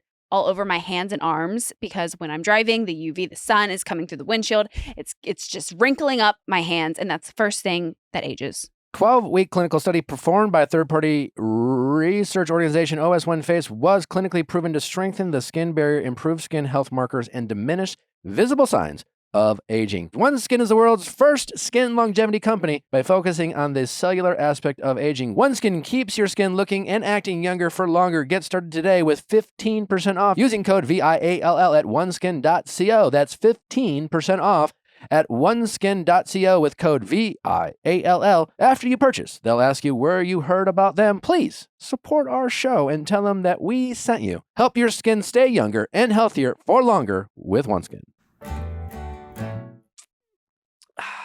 We're all thirsty for a little excitement to break up the boring, and the makers of Bubbly have released a new sparkling water beverage called Bubbly Burst, a drink that flips the script on boring with a burst of bold fruit flavors. So I wanted to talk about some of the things that made me and my family burst out laughing this week. First, here at the Viall Files, we love watching reality TV, and we watch a lot of TV to get ready for the show, which is funny because we had family in town over the weekend, and they asked what we had to do. I said, well, we have some work to do, and then they were like, well, what do you mean work? Because we spent the whole Saturday just watching, reality TV. And they were, it seemed a bit envious that what we called work, they call watching TV, which is, It made me laugh. I'm obviously committed to my job. Second, we're in full wedding prep, and I just got my first pair of cowboy boots, and Natalie says she needs to now teach me how to line dance before our welcome party, which, as you can imagine, has been a ton of fun, created a lot of laughs between us, because there's nothing more fun and funny than to goof around with my lovely fiance. And lastly, our daughter River has really been making us laugh out loud with all of her fake cries and weird facial expressions. We like to think that she's being dramatic. She's just being a baby, but it's really keeping our spirits high and laughing out loud all the way to no sleep. So let me know what you relate to and what makes you burst out laughing this week. And don't forget to try Bubbly Burst. How's it going? Good. What's your name? My name is Mara, and I'm 35. How can we help, Mara? So I'm calling in because my husband and I have been dealing with fertility, and now that we're pregnant, we're struggling with work-life balance. Okay. Well, congratulations. Thanks. Amazing. When you say you're struggling with work-life balance, what do you mean? Are you talking specifically like your sex life or just generally connectedness, things like that? It's really our careers. So I can give a little bit of background if it's helpful. Yeah, please. So we've been having problems with fertility for about 2.5 years. And right before we started trying, we had a really big decision to make with our careers. We're both very dedicated to our careers. We're both in healthcare, and he's in science too. And we moved for his job. I was doing really, really well in my career and right at a takeoff point where things were going to go really well for me. And he had a big decision to make because he was offered 2 really competitive positions that would have basically guaranteed he was successful. But at that time, they were in cities that were really expensive, and we kind of felt like it might interfere with our ability to have a family, and it would interfere with my job. So we decided to stay here for me. Very shortly after that, he regretted it because everything started going horribly with his job at the same time that it was going really, really well with mine. But then we took solace in the fact that we were, going to start a family. And unfortunately, it didn't work as planned, and it took us a really long time. After about a year, we started looking into fertility treatments, kind of had some bumps in the road, and then finally started trying fertility treatments. Did 2 rounds of IUI and then a 3rd finally last month, which worked. But again, things kind of lined up right at a crux in his career. A couple months ago, he found out that the person he works with as his mentor is leaving where we are. And ideally, he would be moving with them. Right before I found out I was pregnant, we were going back and forth on, should he go? Should we spend a year apart? Do we just figure things out here? I felt a lot of guilt after he stayed here the first time because A, his career wasn't working out, and B, we didn't have the baby that we were hoping for. So I'm kind of faced with that position again. When I finally told him, or when we found out we were pregnant, he was really excited, and he suddenly switched to, okay, we'll make it work here. But I have this guilt that, is he eventually going to regret that? And then also, if the pregnancy doesn't work out, because that can happen, is he going to regret the decision to stay here again? Sure. These are tough decisions for sure. When you're telling your story, I get the sense that it's like there seems to be a lot of obviously love and a desire for compromise, a willingness to make sacrifices. I'm hearing all that in your story, but I also weirdly, what I don't hear necessarily is as a couple, it doesn't seem like you guys are on the same page as a couple, it's like you're both individually career focused, and it sounds like you both respect that the other person is, prioritizes their career because, as an individual you do. So you're like, it's like, hey, I am, you are, we both respect that each other is, and you both want to support each other in your individual, focus on your career. But what I'm not hearing is, we are a couple, we are a family. This is our goal as a family. How do we meet this goal as a family? And it doesn't really matter necessarily who it comes from. At the same time, how do you also, scratch the itch of you guys as individuals, so you both kind of feel a sense of accomplishment and as individuals? But you know what I'm saying? I'm not hearing that common goal, because you guys seem to always be, fighting against, not disappointing the other person or, you know, the individual, because I'm hearing the individual goals. The only relationship goal is to have a kid. Fine. That's great. So far, congratulations, you met that goal. And like you said, you know, you don't know what the future could hold, but like that was really great and wonderful news. But other than like the fact that you guys wanted to be parents together, it doesn't sound like there's a lot of like conversations. You guys are on the same page in terms of like, how are you guys as a couple going to support your family? Where do you want to live? What sacrifices you guys willing to make? You know, you mentioned like, oh, he had an opportunity a couple of years ago to take a job, but that would might have required you to live in a city that would be harder to raise a family. I don't know, maybe temporarily. You know, right now, Natalie and I live in LA. It's not exactly like we're not in love with the idea of raising kids in LA. This is where we are right now. This is our home. This is where work is. And, you know, we might live here for the foreseeable future, but like, I don't know, maybe not. I don't know what the future holds, but we have a plan for us and our family, you know, type of thing. And plans change, but there is a common goal, you know, for our family. Am I making any sense? Yeah, no, that definitely makes sense. I think you're right. I think a lot of it's my husband and I have very different ways of how we see things. For me, you know, having a successful family in life means job security, some success in my job, financial security. And then I just like have had this urge over the last couple of years. I just kind of want to settle down and be in a place. Yeah. For him, it's a little different. He feels like financially it'll work out. And actually, one of the big things I didn't mention is in the interim, we bought a house in a very bad market. So if we were to up and move, it'd be a massive financial loss. And that scares me a lot going into having a child. Can you rent? So I agree. I think. Can you rent it out? Like your house, if you moved, could you not sell your house and choose to rent it instead? We could. I think the market's changed a lot since we bought it. And we're in a pretty competitive market, or we're in a pretty competitive market. So I think we would take a pretty big loss. Okay. But I'm just saying, like, what if you didn't sell it and you chose to rent it out and not take the loss and then just cover your expenses with rent? Yeah, it's possible. I think we'd have a little bit of a loss just because the mortgage is still going to be quite a bit more than what we could rent it for. We're in one of those cities that it's just everything's insane. Okay. And would potentially be moving to a city where everything's insane. Yeah, listen, that's possible. And you might have to decide. And I don't know what amount we're talking here. Like, what is the amount? What kind of loss are we talking here? Probably like $400,000. Okay, that's a lot of money. We're in one of those, you know, really expensive cities. And that's a loss you would take right now? Probably after like realtor fees and just the drop in the market. That's tough. That's a tough call. Yeah. That's a real big chunk of change. I'm still going to say this next part, which is like, you can always make more money. There is that. You know, in the grand scheme of things, you're going to have to decide what's a priority. I know that's very much easier for me to say than for you guys to swallow, so to speak. I'm just saying, like, it sounds like if nothing else, you and your husband are both highly educated, successful, smart people that you'll be able to figure it out.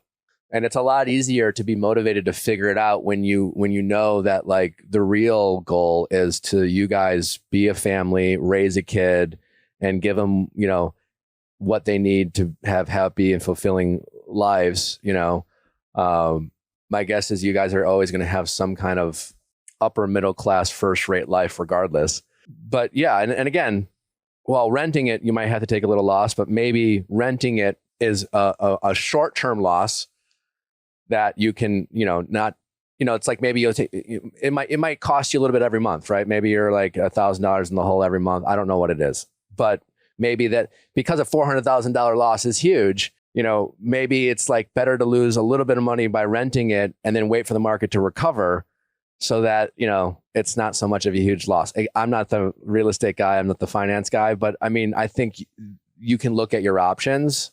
If you haven't fully looked at all your options, I would do that. But before you do that, again, I think you and your husband need to sit down and be like, well, what is our goal as a couple? And what are we trying to accomplish as a couple? And how can, you know, because like right now you're both trying to support each other's individual paths and you're trying to be good sports, but it's really hard to do, you know, because at some point when it's in conflict, someone's going to make a sacrifice. And like at some point you're going to have to make sacrifices regardless. But when it's for a stated common goal, I think it's easier to swallow, you know?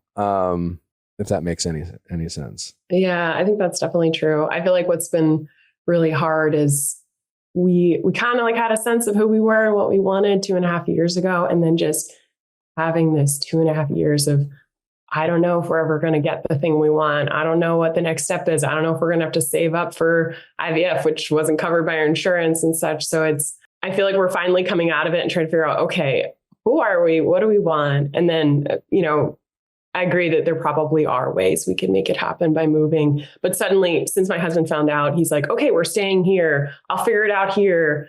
He's kind of on the same page as what I had hoped he would be. But I do, I guess it really takes some conversation with him to figure out, is that actually what you want? Or are you just feeling that now because we've been... And maybe it is. And have you guys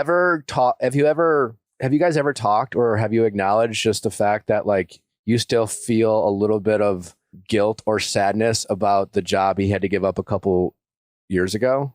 Yeah, definitely. It was a hard 1.5 years after that happened. Like he thought he could kind of graciously help me out. And then after it started happening, he was just miserable all the time and we'd fight all the time. It was really hard for him not to take it out on me. And then is that something kind of getting better? Is that something that he could find? Is that a job that he could try to get back, or?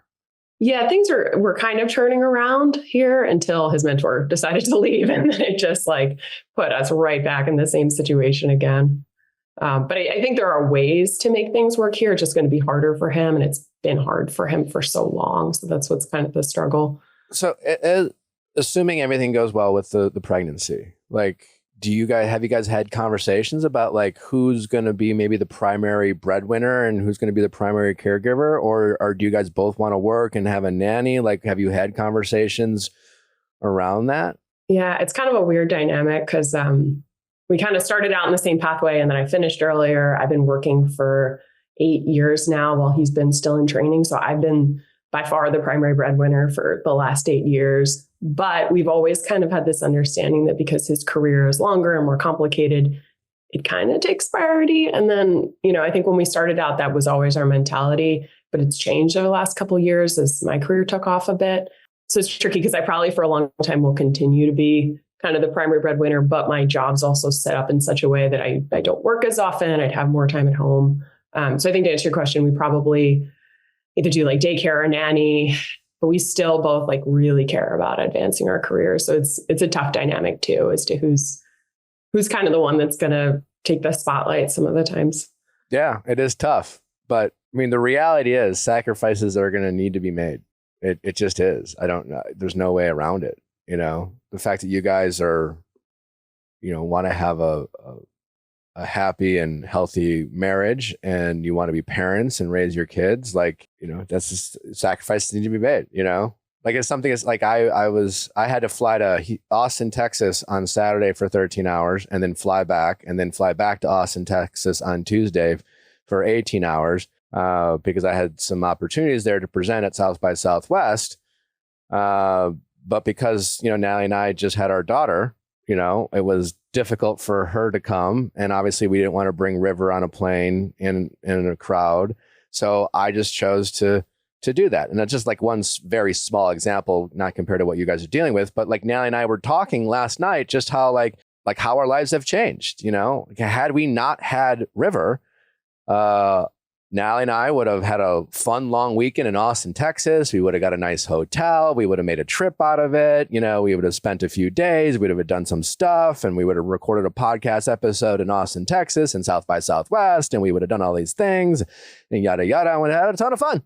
And now that we have a daughter, our life is different and it's changed. And she's only 5 weeks old. So maybe in the future, we'll be able to do other things and we will be less restricted because we don't have a newborn. But the point is, having a family requires a couple to make sacrifices. It changes things. You don't get to make decisions as individuals and it just changes things. So the fact that you guys are expecting parents, it's just, you're going to have to sit down together and just figure it out.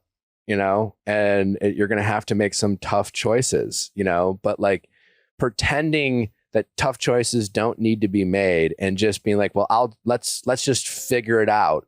And I don't know what that means, but like, let's just keep working and we'll, that's tougher to do, you know, because, you know, you don't want to feel resentment and you don't want to have him do things that he doesn't really want to do or vice versa.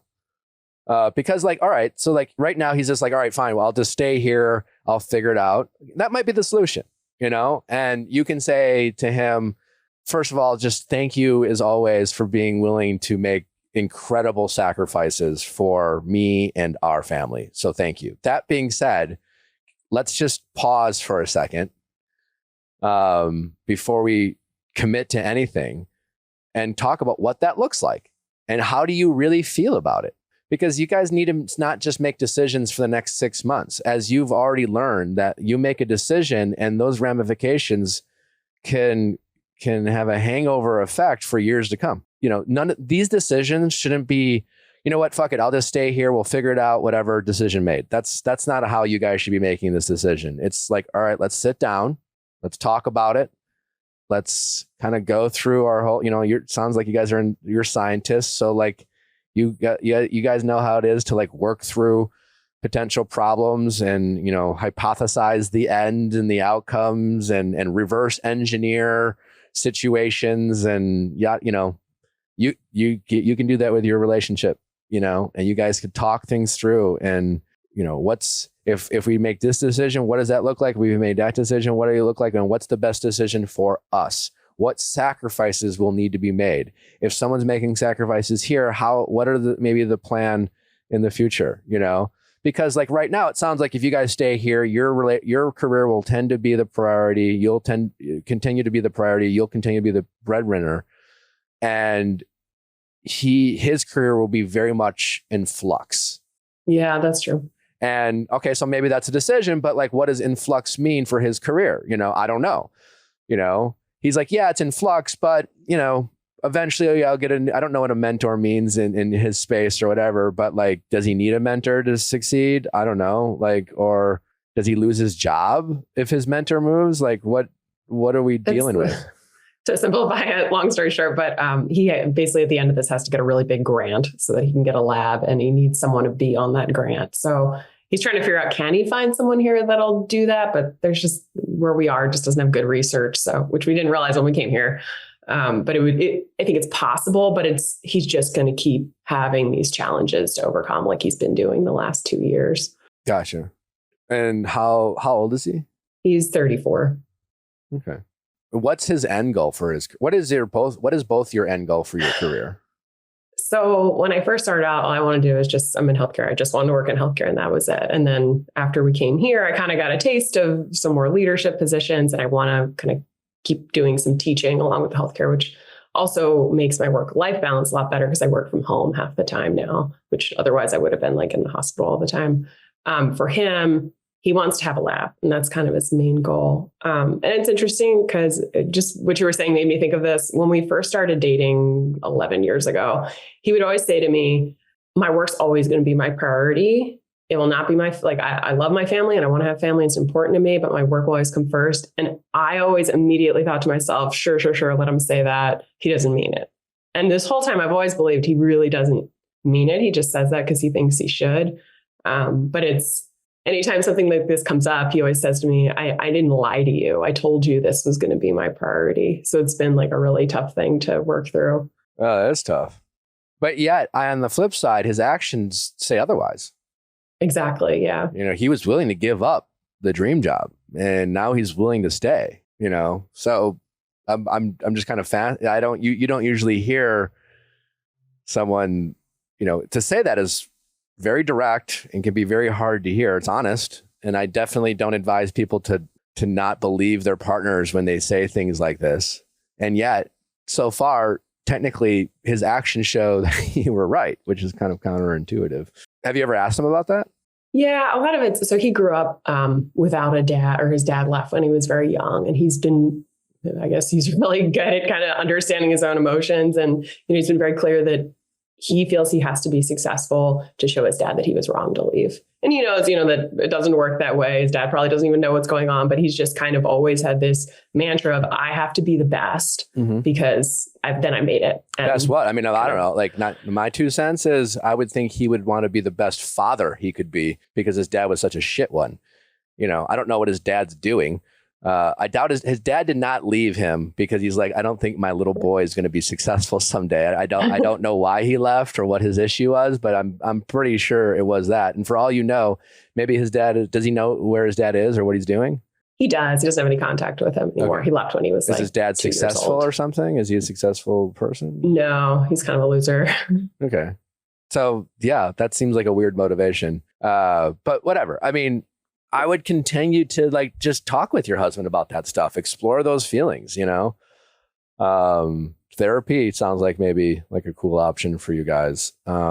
Because these are tough conversations, and these are tough issues, and they're not necessarily something that I don't think you guys can have one conversation and solve, because because sacrifices do need to be made. And quite honestly, you're not really sure how you're going to feel about any said sacrifices. And you also know that life changes.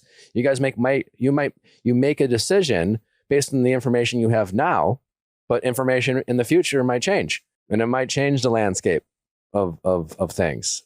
And so you're going to have to be flexible, but what you have is each other.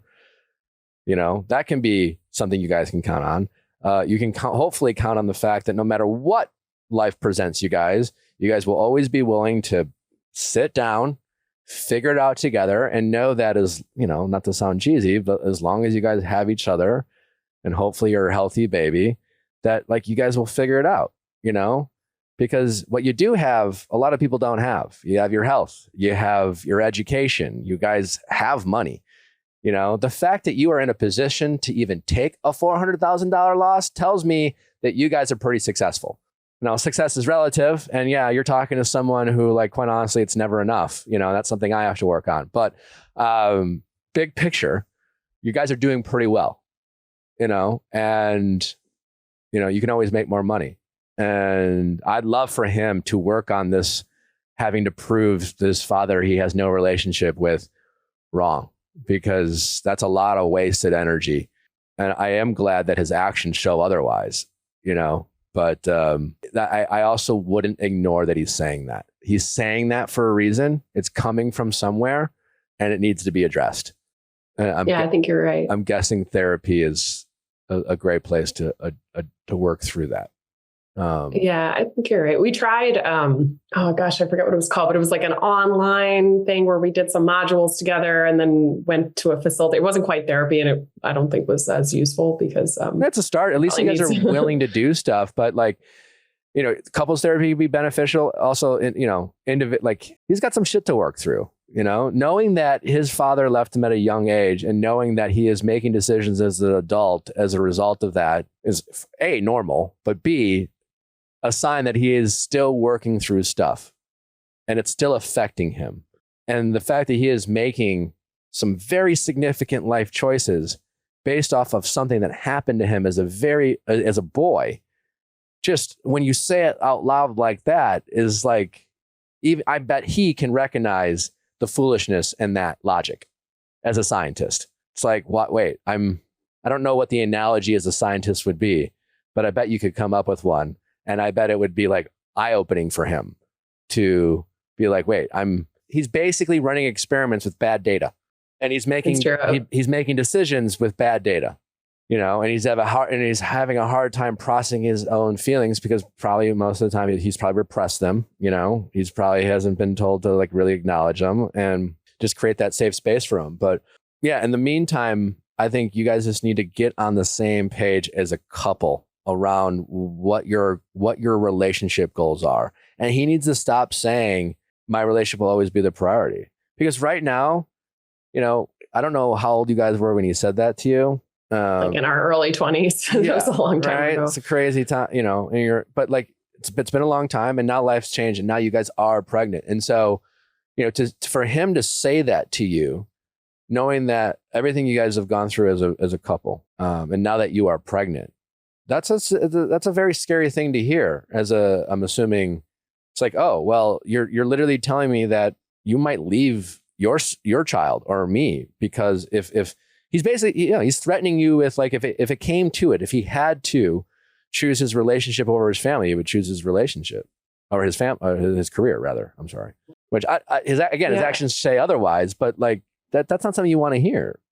Well, it's interesting because he tells me, I guess he would never, he's saying that he would never leave. That's something he feels very strongly about. He just would, prioritize his attention towards work. But what is interesting is the other takeaway he has from his experience as a kid is that he wanted to have a kid very badly. He's like, I didn't have a father. I want to be a father. And that's really important to me. Yeah. So it is, you're right. There's those two conflicting things he took away from this. Well, it's good to hear that, like, yeah, he never wants to leave, but he needs to understand that, like, fair enough.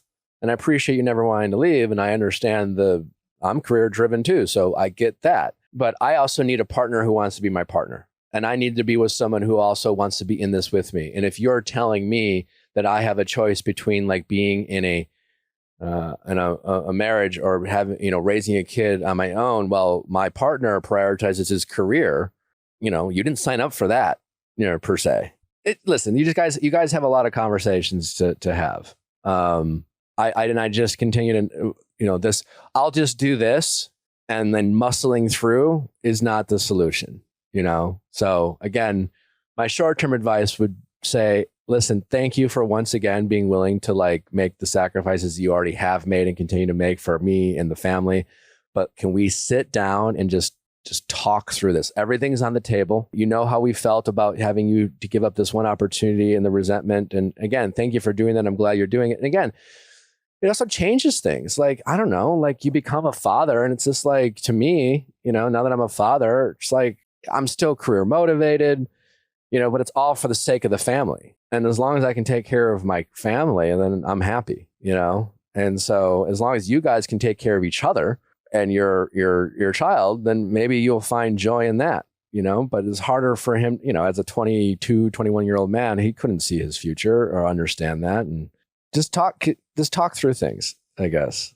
I don't know if this was helpful at all. I don't know. Yeah, that is really good advice. And I think now that we've found out that I'm pregnant, I can see that he's starting to shift into that role of, this is something that's important to me. So probably is a really good time to sit down and talk through these things again, now that he kind of understands that this would change you and what that means to him. Also, and how old are you?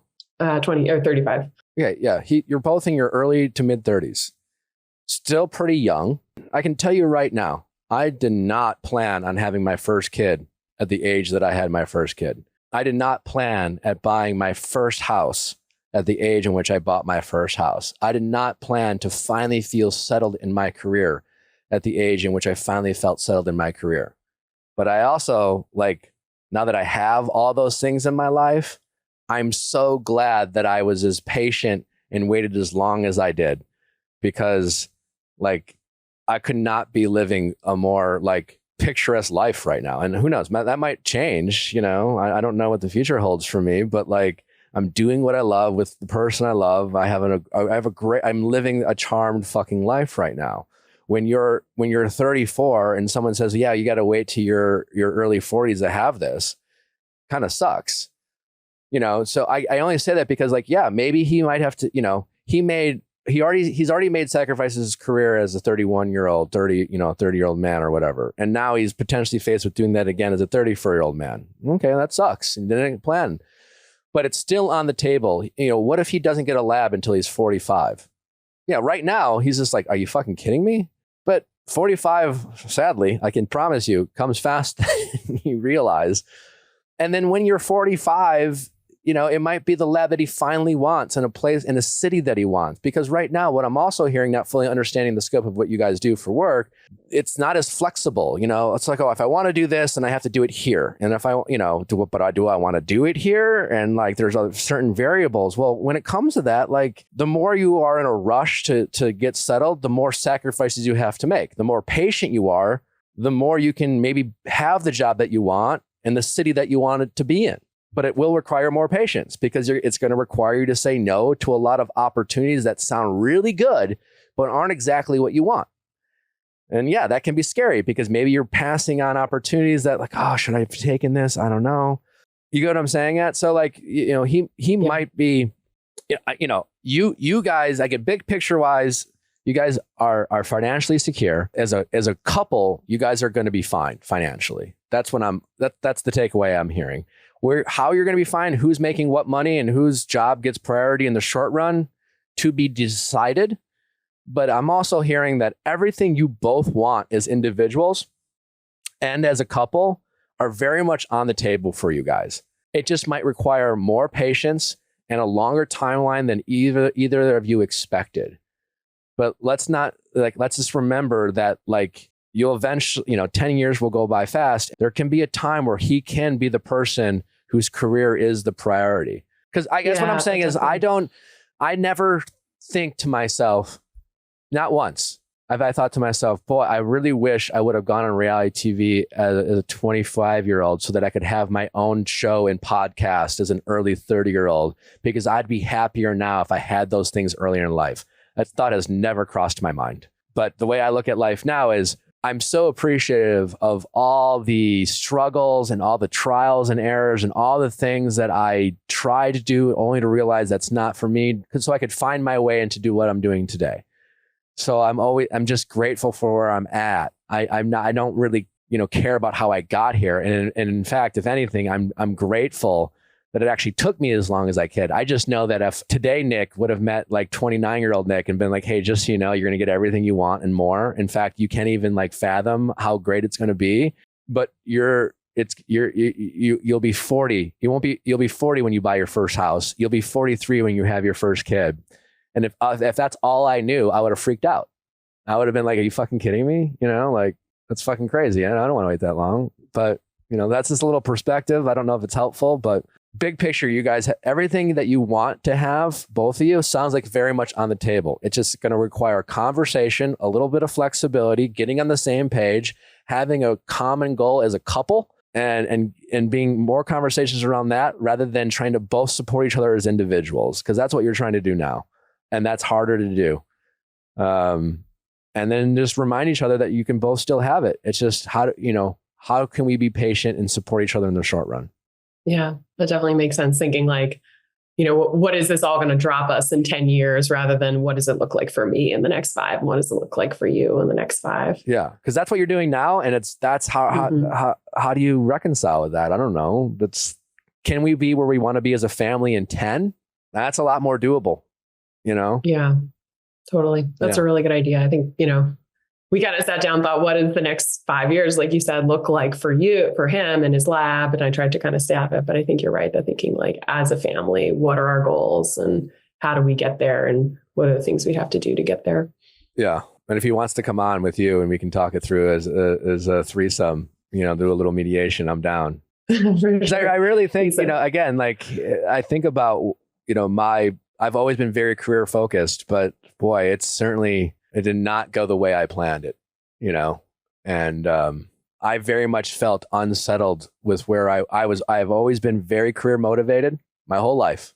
I've always been money motivated my whole life. I've always had this great desire to love what I do for work because I like to work and I like to be productive. So it was always really important to me to love what I do.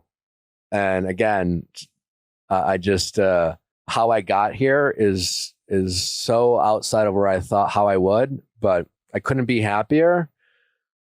But I just know that it required a lot of patience and perspective, and it required a lot of giving up the expectations I set for myself as an early 20-year-old, and recalibrate, my plan, so to speak, and lengthen my plan, and stop putting because I've joked about this before. Like I remember turning 25 and having like a quarter life crisis because I was like, oh, I'm 25 and I haven't met any of my goals. It's like, who cares? Like when did 25 become this great barometer of success? Like, it's not as if like at 25, every 25-year-old gets together and meets like the world and it's like, are you a loser or are you a winner?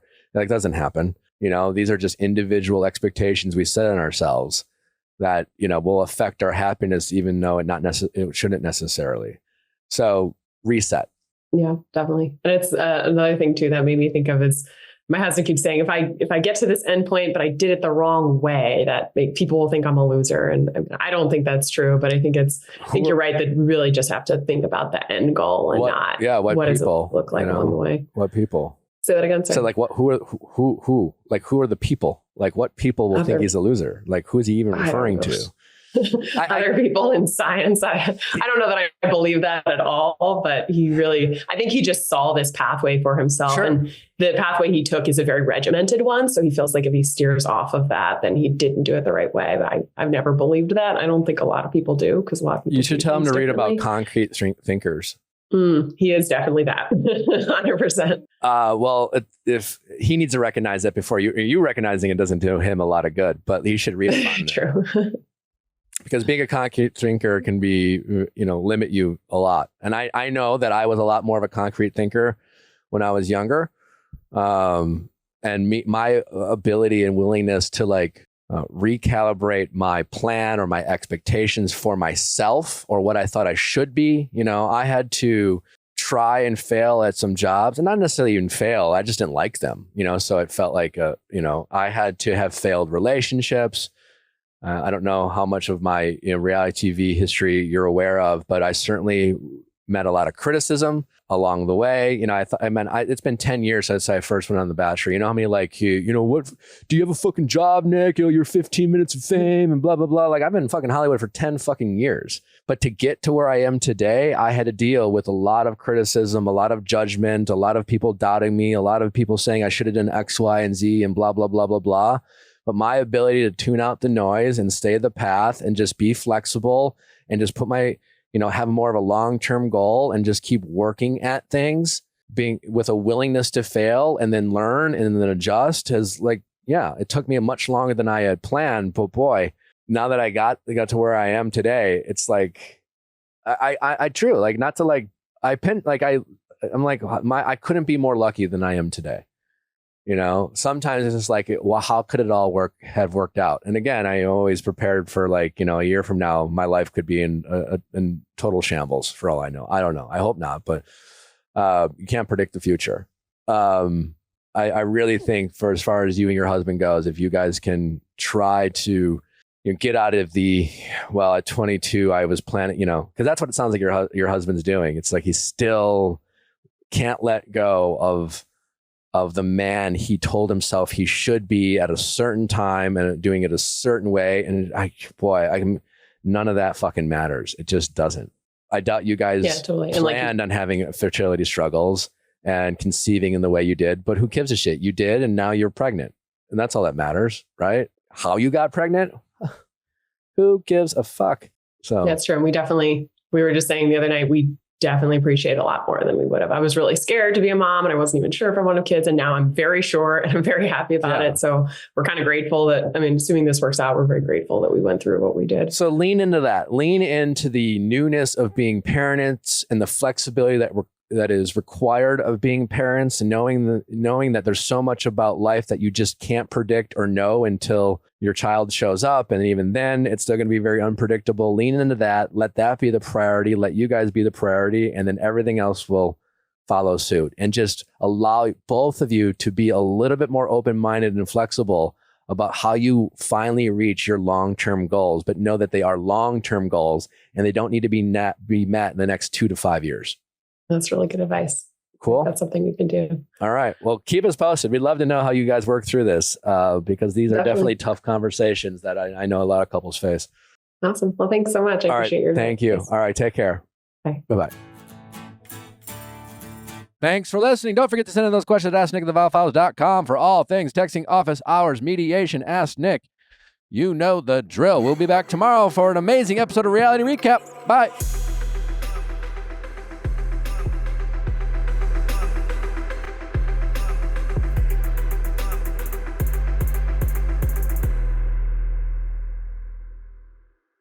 Hey guys, if you loved what you listened to, make sure you hit that subscribe button below. Thanks for listening. We'll see you next time.